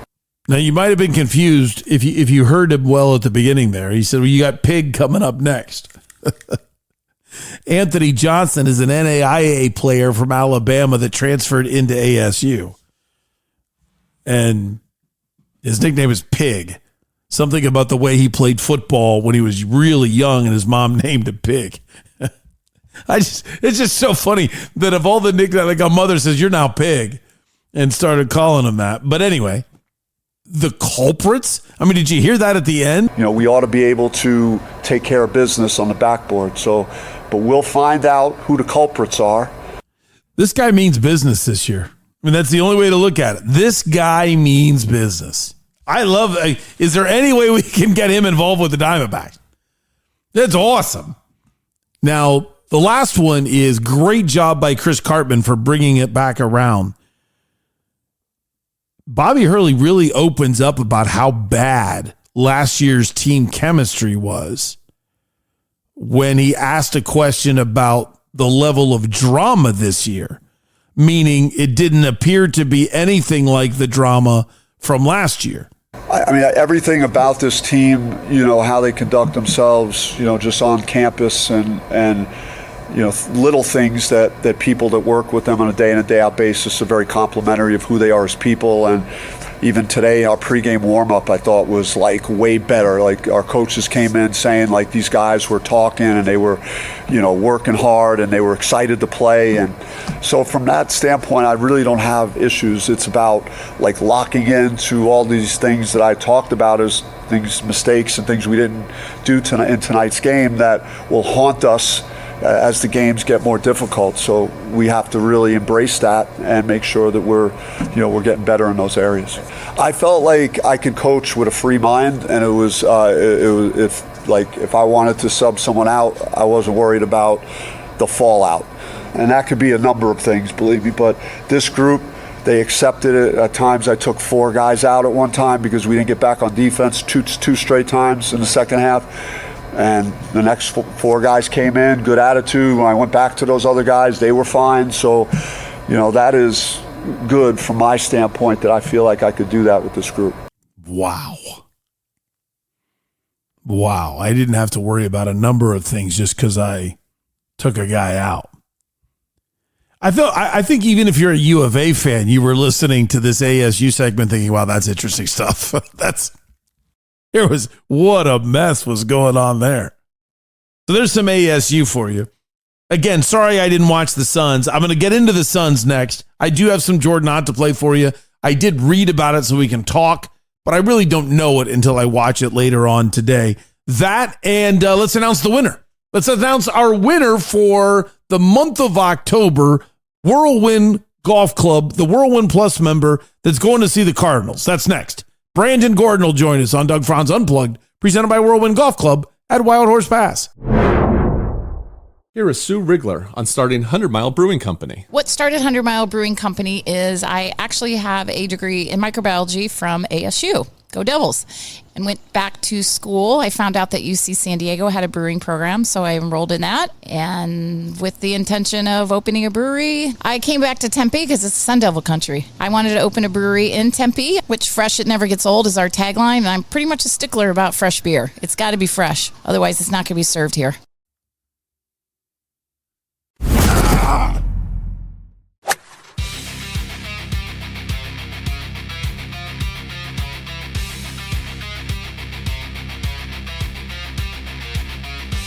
Okay, Unplugged Army, it's time for Brandon Gordon, head golf pro, Whirlwind Golf Club at Wild Horse Pass, and the master, well, no one's really mastering it, the master of trying to fix my golf swing. He's my instructor, and he's the instructor of your heart. You've heard me talking about Whirlwind Golf Club's Whirlwind Plus program. So this is when you only spend $299 a year.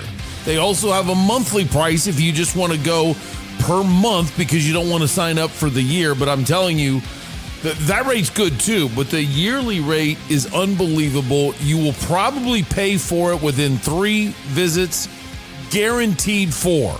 What I mean by that is, let's say you go to Whirlwind Golf Club at Wild Horse Pass, and as long as you book within 5 days of your tee time, if you're a Whirlwind Plus member, you get the lowest rate that day, irrelevant of what time your tee time is. So late afternoon tee times are always less expensive. Whirlwind Plus members get to choose late afternoon prices any tee time you want. Advantage you. On top of that, they have all kinds of different events throughout the year that also make it really cool to be a member of Whirlwind Plus. And now they've got prizes they give out once a month. And that's why we're talking to Brandon Gordon right now. What do we got for the Unplugged Army today? It's for Whirlwind Plus. It's our October giveaway. So if you're active in Whirlwind Plus, you're entered in this drawing. It is for 2 tickets for a lower bowl, or 2 lower bowl tickets for your choice of Cardinals home game. They have left, they've got the Niners, the Jags, the Rams, and the Falcons. So some good teams coming to town. I would choose the Jags because I have Trevor Lawrence on one of my fantasy teams. Well, actually, I also have Brock Purdy as well, but I don't always start him because you never know if he's healthy. Yeah, that's true. I mean, yeah, I wouldn't mind going to see Stafford and the Rams, little divisional game. Yeah. Especially the way Stafford's lighting it up. Dude, every year I feel like I see him talking about being hurt or something, and then just career year. He played youth baseball with Clayton Kershaw, so I think he was just hanging on so he would be there until Clayton Kershaw retired. Now that he's technically playing longer, he can now retire.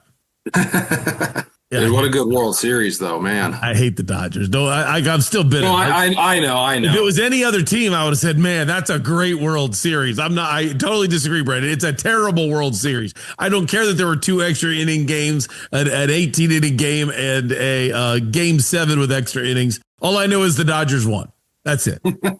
Isaiah Kiner-Falefa, how about getting a lead off? so he could score on a ground ball. How do you not score on a ground ball to a second baseman that falls down? How? Thank you. I feel bad for him. That makes one of us. Bad time to make a mistake. If you're not focused, you deserve the pain. Get a lead. I mean, at least here's the general rule. You don't know the rule, Brandon, but let me educate you in baseball. You lead off as long as your name is. That's always the rule. Yeah. So Isaiah Kiner-Falefa should have been a lot further off of third base. Well, I guess now, too, because isn't the rule now they can only try and pick you off twice, and then they have to throw home, right? Technically, the way it works is you're close enough that you're right, but you can try 3 times, but on the third time, if you don't pick him off, it's a balk. So he gets the next base. So really, so that wouldn't be good. Yeah. So even though I'm being funny with Isaiah Kiner-Falefa, the truth is your leadoff should always at least be the distance between you and the nearest fielder. So he was much closer to third than the third baseman is, because the umpire isn't going to tag you out. So if you're closer to the bag than the third baseman, you don't have anything to worry about because you're going to beat him back to the bag unless you trip and fall on your face or something. So that's why it was really bad. Kiner-Falefa was running the bases scared, not fully paying attention, because even on a line drive, the one line drive that they'll get you out, sure, is if the third baseman makes a diving catch on a line drive and falls on the base. But it was a left-handed batter. So the odds so it's are not going third the base. lefty is going to hit it over there right above the base where he catches it and touches the base. Trend, I don't know, 7 trillion to 1. So he was out by 4 inches. So all he needed to do is take one more step towards the plate before the pitch. Is that not what's the third base coach doing? Is that not his job to make sure the runner on third has a lead? Are they not is it kind of like a coach and a golfer where he can't really talk to him during the game? Or? That's a great question. He can't touch him, but he can totally talk to him. Now, honestly, it might have been so loud he couldn't hear him. I have no idea, but you're staying in the coach's box and you should have been saying, get off there. You're all right. I got you. And something like that. But some third base coaches at the major league level, I'm not going to say they're scared, but it's almost like in high school, they tell you what to do. And if you don't listen, then you don't play. But in Major League Baseball, it's like, hey, you're your own dude. You know your speed better than I do. Pay attention. It's my job to remind you, hey, there's less than 2 outs. Don't get doubled off on a line drive. Make sure you see the ball. Check the infielders. Know where everybody's at. Know if you need to go back. Things like that. And then once you tell them, you kind of back away. I think Isaiah Kiner-Falefa just got so involved into the moment, he stopped playing correct baseball. I guess, yeah. I mean, I feel like that as a third base coach, that's hey, you've got room. Yeah. Or whatever word. Hey, third baseman's way off. You're good. Tons of room. I totally agree. So I'm but that guy, if you think he's not down the dumps about it, I'm I guarantee you he is. Oh, I don't care. I'm mad. You let Satan's team win. So there's no forgiveness here. I mean, come on. And the other thing is, why slide? You slide at the other bases because you can't overrun them. So you want to slow down so you don't run past the bag. Home plate, the only time you slide is to avoid a tag. Well, it's a force out. So if it's a force out, he's not tagging you. It's going to be the same as first base. Yes. And if it's a force out, just keep running to the dugout. And if he kept running to the dugout, I guarantee you he's safe. There's my beef for the day. You just wanted to spin the wheel and you got a full speech. No, I watched a little bit of it and I saw that and saw the hate he was getting. And I was like, oh man, I always feel for guys who get hate online because I'm like, if he would have played 20 years ago, he'd get some hate, but it'd be in the paper and then it'd be gone a week later. Yeah, I agree with you if it's not the Dodgers. Once we put the Dodgers up, it changes everything. And now he allowed the Dodgers to win. And I think he should retire. Just say, what? I'm sorry to America. I'm not going to be the guy that lets the Dodgers ever win again. You'd rather the Yankees win over the Dodgers? Yes. Oh man, I don't really want the Yankees to win, but I mean it's the Dodgers. I hate the Dodgers. Yankees are just a pain in the butt, and they haven't won in a while, so it's it's starting to feel better. It's starting to feel like a normal world. Yeah. Yes. I'm I'm not happy about that. All right, what's going on before we spin the wheel for Whirlwind Plus members? What's going on at Whirlwind Plus? What's the next hot event, or do you have any big corporate events that are really cool that you've come up with some neat games, or have you done that recently? What's going on at Whirlwind? Yeah, so I mean, we just concluded yesterday our Whirlwind 9-hole event for our Whirlwind Plus members. It's a complimentary event. There's no charge to get into. We had 72 players. Oh my gosh! And they went out and played 9 holes, 2-man scramble. We gave out prizes for first, second, third. We gave out some raffle prizes in case you didn't play good. We had close to the pins on every par 3, and so that was a big event for us. So everybody's still kind of coming down off of that. And then we've got the October 70 golfers. That is fantastic on a Monday before Monday Night Football. Yeah, and then they watched our Cardinals go out there, and Jacoby do what he does, and Jacoby was out here last week hitting balls to the back of the range, working on his golf game. So we love to see that. Well, we'll probably, I don't know if we're supposed to keep that quiet. We can edit that part out somehow. Nowadays somebody's going to play. Oh, hey, Doug, you get so upset when Kyler spends all day, playing video games. How do you feel about Jacoby Brissett? And my opinion on that is no. I blame Whirlwind for not texting me and saying, hey, Doug, you might want to come out here. Jacoby Brissett's out here. If you guys want to go play 9 holes, like, okay. Hey. The nice thing is he's only out here for a couple hours and then left. Right? Yeah. He wasn't doing it all day every day. So yeah. Oh, okay. Well said. And it's probably his day off. That's really cool. 70 golfers, absolutely free. All you have to do is already be a Whirlwind Plus member, and it's a 2-man scramble. So it was only one of you, right? As long as one of you are a Whirlwind Plus member. Yeah. So the whole point of these events when we started these, basically fall of last year, was, we wanted our Whirlwind Plus members to invite a friend who wasn't Whirlwind Plus member and show them what the experience is like. Some of these guests have never played Whirlwind before. And so they come out, they get treated to a complimentary event. We have some fun prizes out there. You get to meet some other members of the club. And then we hand out prizes and do a little raffle after. And so they kind of get a glimpse into, what Whirlwind Plus is all about and why they should join. Well, before we pull for the October winner, and for those of you that are confused, yes, we know it's November, but we let everybody who wants to join in October. So whether you've been a member for 31 days of October or an hour and a half, you're registered as long as you were a member in October.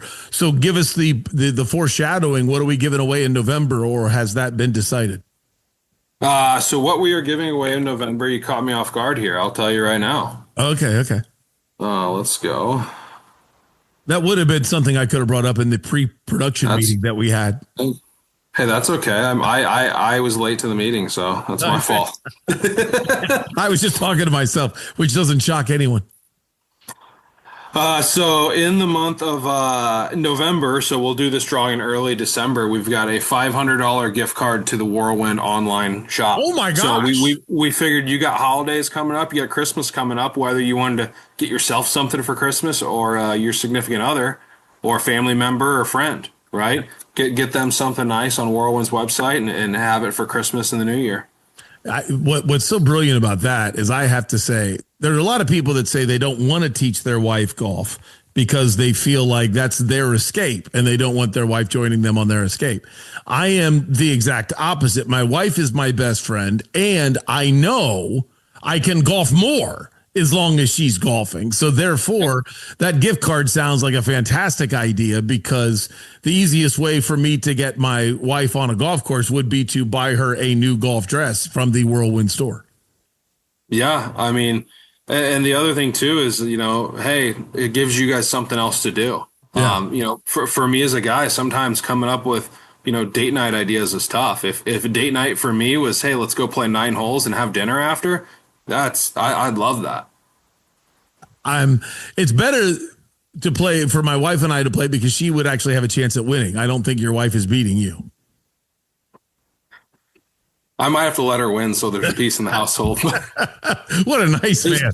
Hey, listen, Doug, there's not many things I'm better at than my wife. Golf is one of them. Don't take it from me. I accept that totally. All right, Let's have a winner. How are we doing this? How do you guys have a winner on Whirlwind Plus championship? Championship sweepstakes day. Yeah, so we've got this old rickety whirl wheel here that I'm going to share to you. So it's got so many names. We've got so many Whirlwind Plus members that these names are loaded into here, right? And so every month when we go to give away, I click this wheel, it spins around for about 5 to 7 seconds and spits out an active Whirlwind Plus member, and they are the winner. Okay.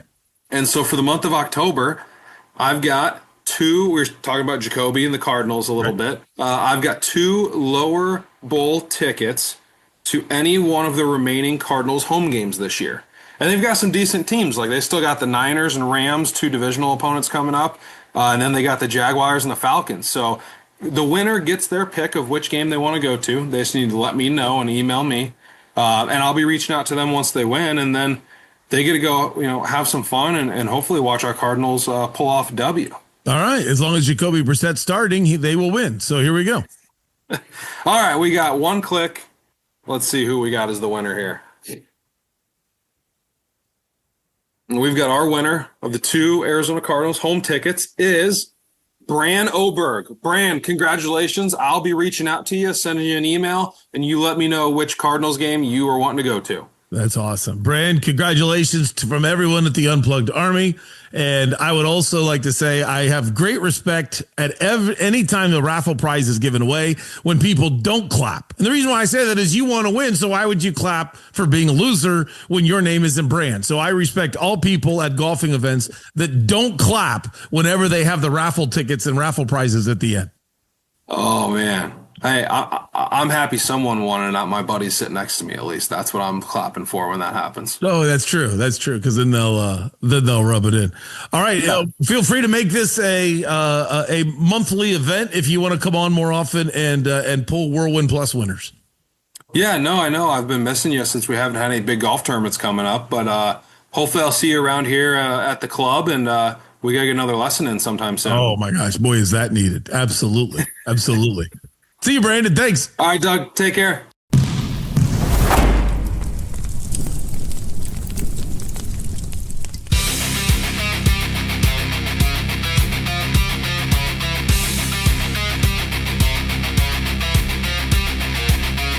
Don't forget, become a Whirlwind Plus member. You can go to whirlwindgolf.com and sign up right there and then get yourself registered in time to possibly win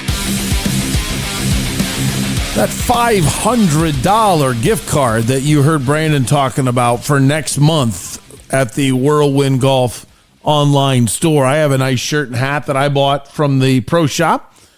And, or gosh, I'm sure you can convert that into, maybe I shouldn't say this without asking, but convert it into a lesson or something like that. There's just so many things you could do. Best wings in the city, by the way. Best wings in the city. Let's do Suns. Suns a loser yesterday, down by 25, came back to get it somewhat close, and then got blown up. Golden State wins 118-107. Turnovers are a major problem. Booker's got 6 of them in this game, and the team had 17 of them. And I don't even know how to talk about Booker's turnovers. I can't explain to you how frustrated I would be if you put me in an element where I'm terrible and then complained about the job I was doing. Well, you're the one that put me in this, you put me in a position where I'm not good. I'm giving you all I've got. Now you're complaining about it. That's how I would feel. And yet, what am I doing? You take a 2-guard, you tell him to play the point, he turns the ball over, and now the talk show host rips him for the turnovers. Okay, but what am I supposed to do? You can't have 6 turnovers. Like, Book, I know it's not ideal. I know you're playing out of position for the good of the team, the good of the city. You're sacrificing yourself. But you can't turn the ball over 6 times. And you've heard the phrase, we've been using it for a while, live ball turnovers. Oh my gosh. Again, I'm just reading stats today. but the Suns turned it over only one more time than Golden State did. 17 turnovers for Phoenix, 16 turnovers for Golden State. Yet listen to this stat. The Suns scored 12 points on the 16 Golden State turnovers. My gosh, a basket's worth 2 points, sometimes 3. So Golden State gave up 4 fewer points on their turnovers. 16 turnovers, 12 points given up. Now listen to the Suns. Only one more turnover, 17 turnovers. 25 points. I mean, that's just death. That's thus the live ball turnover. A moving screen, annoying, but they take it out of bounds. Any other offensive foul, an annoying turnover, but they take it out of bounds. And as Jordan Ott mentioned last game, just kick it. Just kick it out of bounds. If we just kick it out of bounds, at least we get to go set our defense. Live ball turnover means you're scrambling back defensively. So it's either advantage offense because they have more people than you, or it's 5-on-5, but it's advantage offense because you're not matched up properly. It's nearly impossible to have a live ball turnover, and then with a live ball turnover, you to be able to get back, match up 5-on-5, and have the correct matchups, have the guy you're supposed to be guarding. That's nearly impossible. And that's what was happening. I'm sure it was rough just looking for the numbers. The first question was very strange to Jordan Ott. It was good comeback, even though it failed to actually get the win. So why'd you lose? How do you explain the loss? Part of that was our start. It just takes so much energy to get back into it that it's hard. It's hard to dig yourself into a hole. Even coming out of the third quarter, I didn't think we were great out to start the third quarter. Then we battled our way back into it, obviously. And yeah, it just forces us to play that much harder when you have that big of a hole. So take a look, clean that part of it up. These guys make you pay. They made us pay early. Even our offense, you miss a layup, miss a rim attempt, they hurt you in transition, which they did tonight. So too big a gap to overcome. 68-49 your halftime score, 33-19 your score at the end of the first quarter, thus the big problem and how bad they were trailing. And then there's the turnover conversation. Yeah, some of it's always a little bit of everything. I thought the missed rim attempts hurt us. When you just throw it to the other team and it's a live ball turnover, really hard to play defense. We've been at really good half-court defense overall at times this season.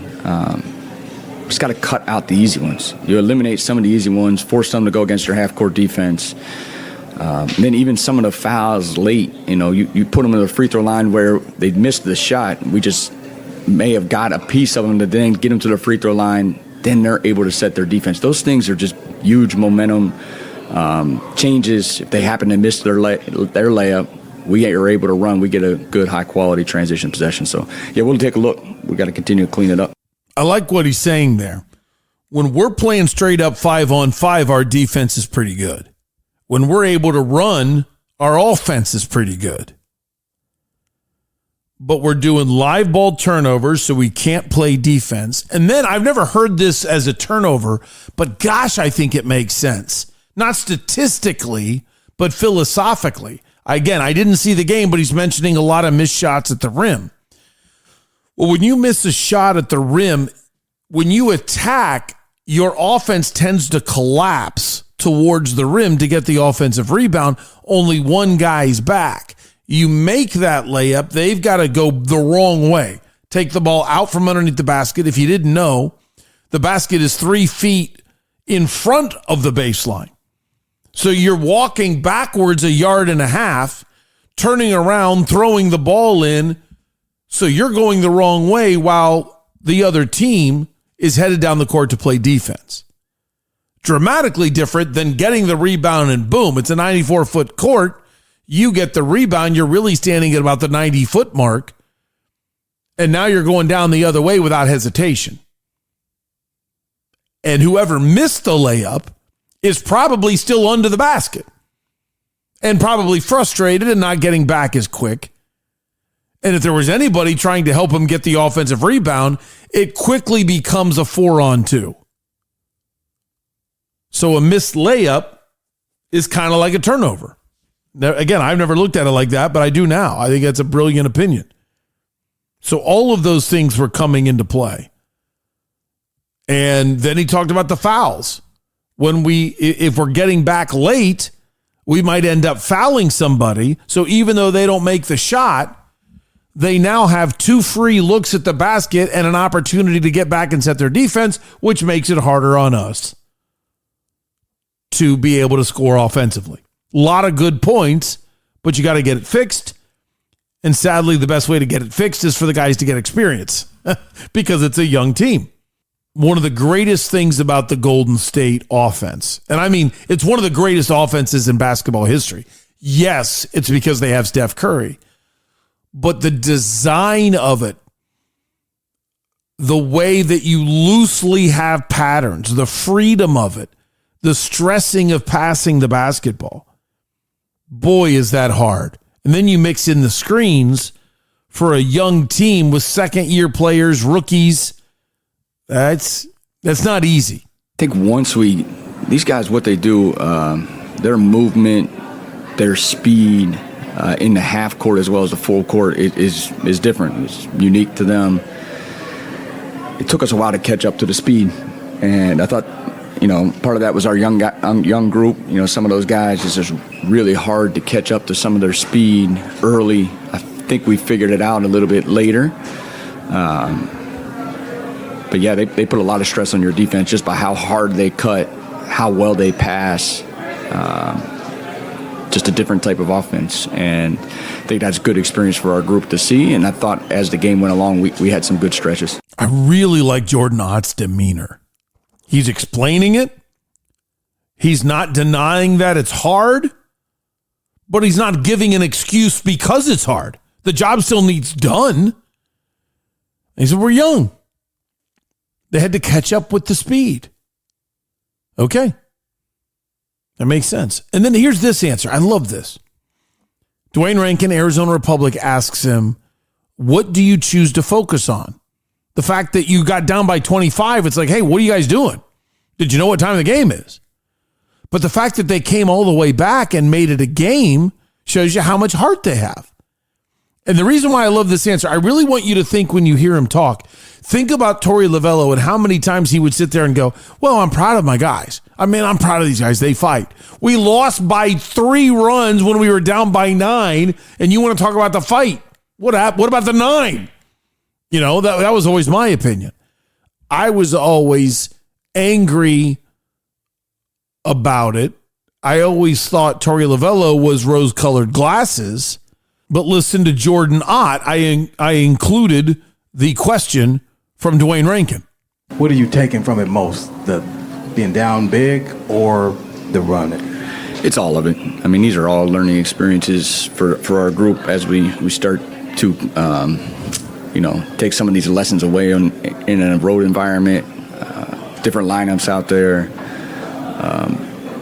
We have to start better. You have to start the game better.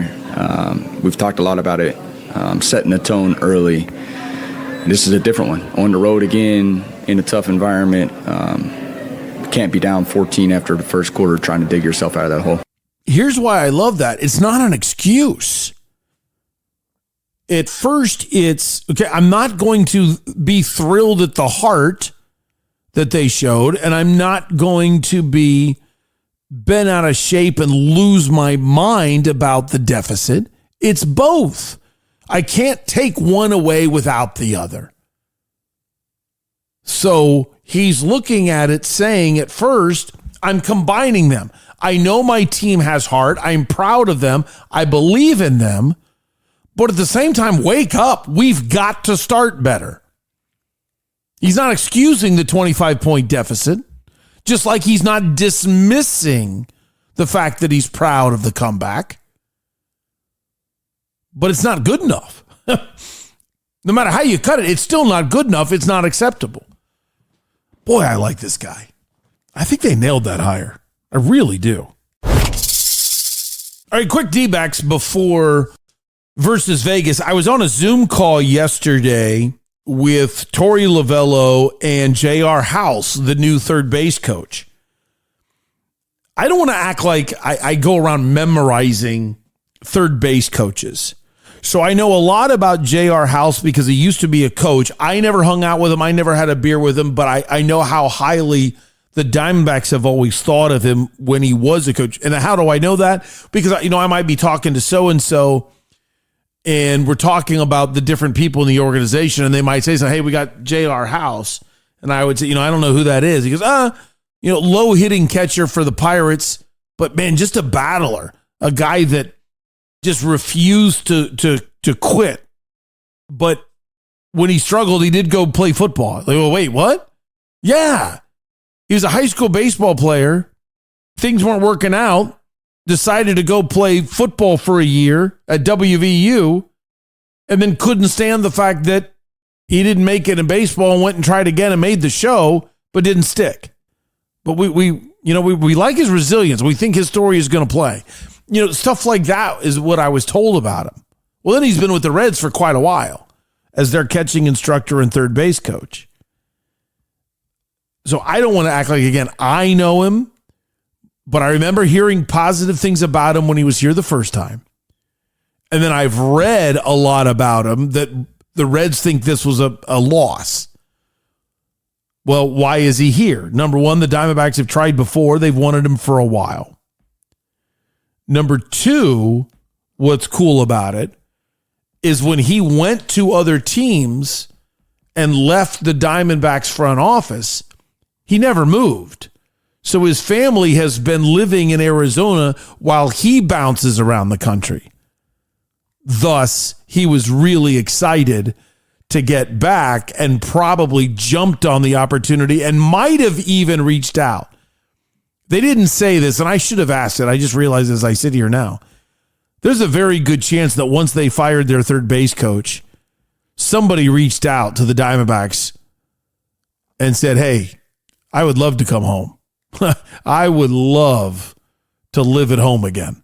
Extremely pumped. The family and I are really, really excited to get back. This is home for us. It's where we've lived the last 12 years. I wasn't born and raised here, but my kids have been. So we're just really, really excited to be able to be here, be daddy full time. And then also, I grew up as a coach within this organization through player development, a lot of familiarity, a lot of friends, lifelong friends that are here. And even a lot of the players are still here from when we were here. So looking forward to getting to see all them and, continue to build the relationships. Sounds like a good dude, right? Torey, why is this a good match? To be honest with you, we've tried for several years to bring him back. We just, it wasn't right for him. It wasn't right for the situation. But when we reached out this time and we decided that we were going to make this happen, of course, I felt great about it. He's got great major league experience. He's a great teacher. So when you're drawn to somebody the way that I have been since I've met him, and then you watch it play out on a baseball field, it's a great match. And we're lucky to have JR for sure. Yeah, Torey seemed very, very positive about it. If you're wondering about philosophy, what's some guys, I don't care who gets thrown out, we're going to go. And other guys are never make it out. JR, what's your third base coaching philosophy? I mean, for me personally, it's knowing our team and their characteristics as thorough as I possibly can. Like their ability to make plays at the plate in regards to sliding, avoiding tags, cutting the corner, who we can press and who we can't, who we need to be a little bit reserved. And it's just not in their repertoire to be able to make those types of plays. For me, that's the most important thing. And who we can really challenge when those risky plays, are needed.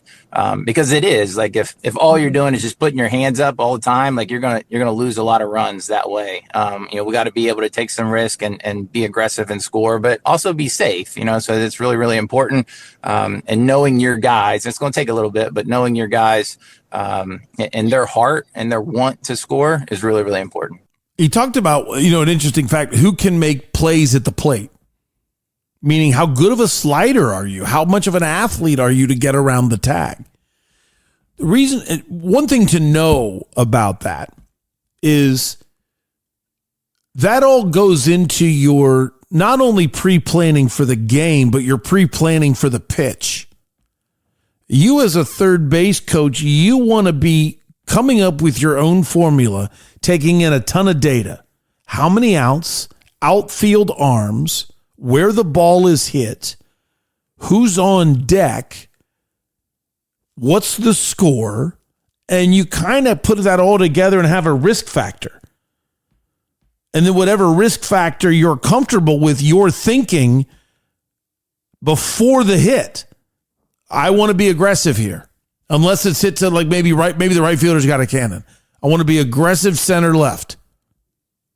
Ball gets hit to center, you're thinking aggressive. Now, you're still not sending him if you think he's going to get thrown out.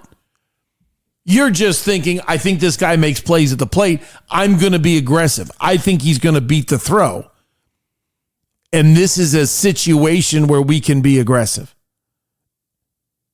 That's all the thinking. And so I asked Torey Lovullo, okay, what's your third down? What's your third base philosophy? Are you one that accepts guys getting thrown out on occasion because you want aggression? Like if an umpire, if it's so close that replay has to overturn it, is that an okay out for you? That it was bang, bang?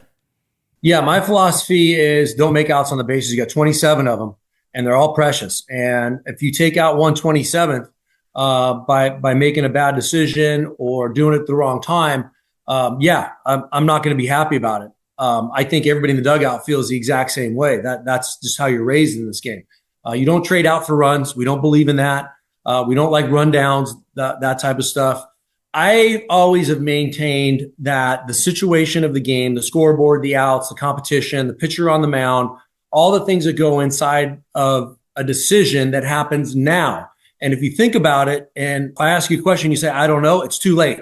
Like you can't have an I don't know moment. That's what a third base coach is good at doing. He's good at adding it up before it happens and then has a now decision. If it's a whacker at home plate and it's a bang, bang play, if it's late and you got your 3-4 hitter or 2-3 hitter coming up, with 2 outs, of course, I'm not going to be happy. But if it's 9-1, that would have made it 10-1, I can live with it. I want every play to be a whacker. And a whacker in our world is that. Okay. So I want every play to be a whacker or closer than a whacker. And just adding up what's going on in front of you and spitting out the response in real time. That's what I want JR to do at all times. And that's what all good third base coaches are able to do. Here's what I thought was interesting about that. Without trying to, I think Torey called himself out. I think they waited way too long to make a change at third base coach if he says he's not happy with any of the outs. I mean, me as a manager, if I'm teaching my third base coach, I would have the attitude that if they make a perfect replay and our guy is out, I'm not upset. Make them be, and I mean perfect relay. Make them be perfect with 2 electric throws. Because I don't think everybody's going to be electric all the time. Now, that doesn't mean I'm sending Gabby Moreno home with a bad toe just to make them make a perfect throw. But that would be my philosophy. So I accept it. On occasion, somebody's going to make an out. So when Torey says... Yeah, my philosophy is don't make outs on the bases. You got 27 of them, and they're all precious. Well, then I say, why are we getting so many guys thrown out at the plate? If that's your philosophy, why was it late August, early September by the time a change was finally made? Just an opinion there. Sorry for the revisionist history. It's time for Vegas. I forgot to sing there, but I will not forget to dance. Oh yeah.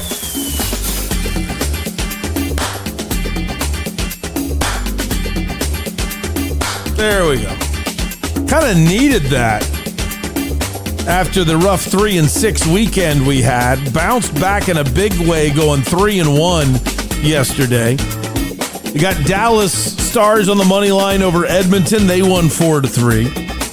Minnesota won, but they didn't cover. The juice was bad on the money line, so to be fair, we took it that they would cover the puck line, and they didn't. Minnesota won 3-2. They needed to win by 2. Loved Milwaukee after their emotional win against Indiana, struggling on the back end of a back-to-back when you had to clear customs. So we took Toronto to cover the 3.5, and the Raptors covered the 28. Raptors win 128-100. We get it right. And then, last night, I watched it on my iPad while I sat at Desert Financial Arena.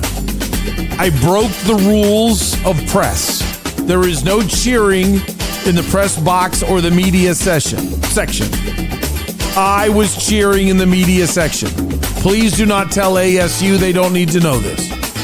But I kept waving my arms every bad decision Ohio made. But they triumphed. Liberty won. Communism and child eating lost. We are anti-cannibals. And that's what they do at the school we do not speak of. And the Bobcats covered the 2.5.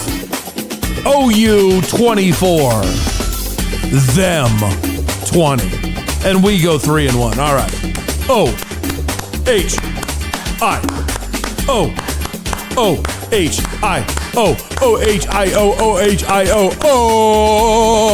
Thank you. Rufus, well done. All right, that was yesterday. We move ahead. We only got 2 games I like. I didn't have the courage to take Portland plus the 5.5 against Oklahoma City. So keep an eye on that. And I didn't have the courage to take Cleveland minus the 2.5 against Philly. So keep an eye on those 2 games because they fit my criteria of a difficult back-to-back. Go with the team that's not on the back-to-back. But I just feel like the Philly loss is going to be frustrating because they gave up. I think they allowed a 24-point comeback. So I kind of think they're going to be really focused against Cleveland. And I'm never taking Portland over Oklahoma City. I'm not ready to do that for any reason. But OKC won in LA. I just feel like the Thunder won so convincingly that they're going to feel comfortable. Now, here's what's having rested, even though it's a back-to-back, but here's what's funny. On yesterday's scores or predictions, I went 3-1. I have OKC minus 7.5 on my sheet. And I don't remember if I told you that or not.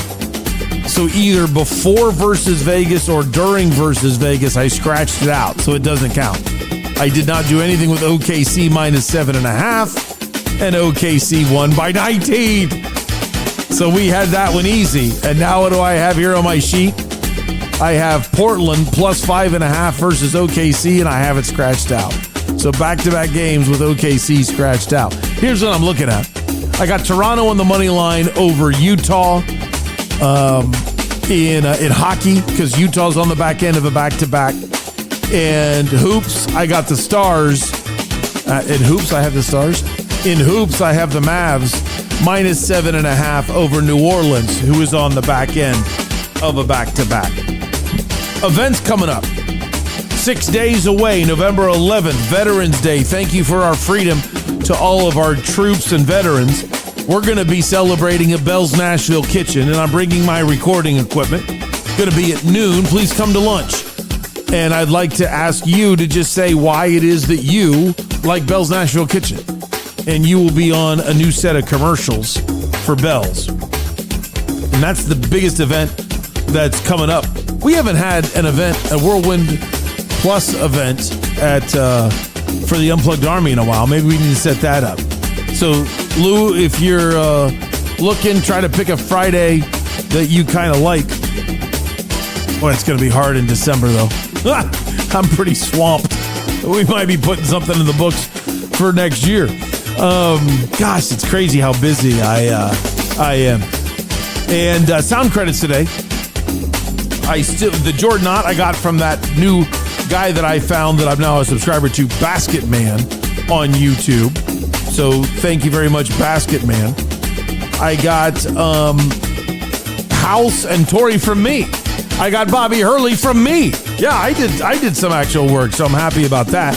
And then all the Cardinal stuff I played for you, I got from azcardinals.com. Free plug for them. They air the entire press conferences. So if you're a fan, I air what I think is interesting, but there's a lot more there. So if you're a hardcore Cardinals fan, hear it straight for yourself, and then hear the questions as well from people in the media that I talk about at azcardinals.com. That does it for today's version of Doug Franz Unplugged, presented by Whirlwind Golf Club at Wild Horse Pass. The original sponsor of Doug Franz Unplugged is Bell's Nashville Kitchen, Scottsdale Road, just off of Scottsdale Road, Main Street, Old Town Scottsdale, home of the Nashville Hot Chicken Sandwich. Santan Ford, 202 in Val Vista. Tim Hovick saw me one time at the Trophy Bar in Chandler and said, "What are you doing?" And I told him I'm doing a podcast. He said, "Well, come into the office." And he just knew I was a good guy and wanted to help support us. Didn't ask, what are my rates? Didn't ask for anything. Just said, yeah, I just want to get to know you. Just want to talk about what you're doing.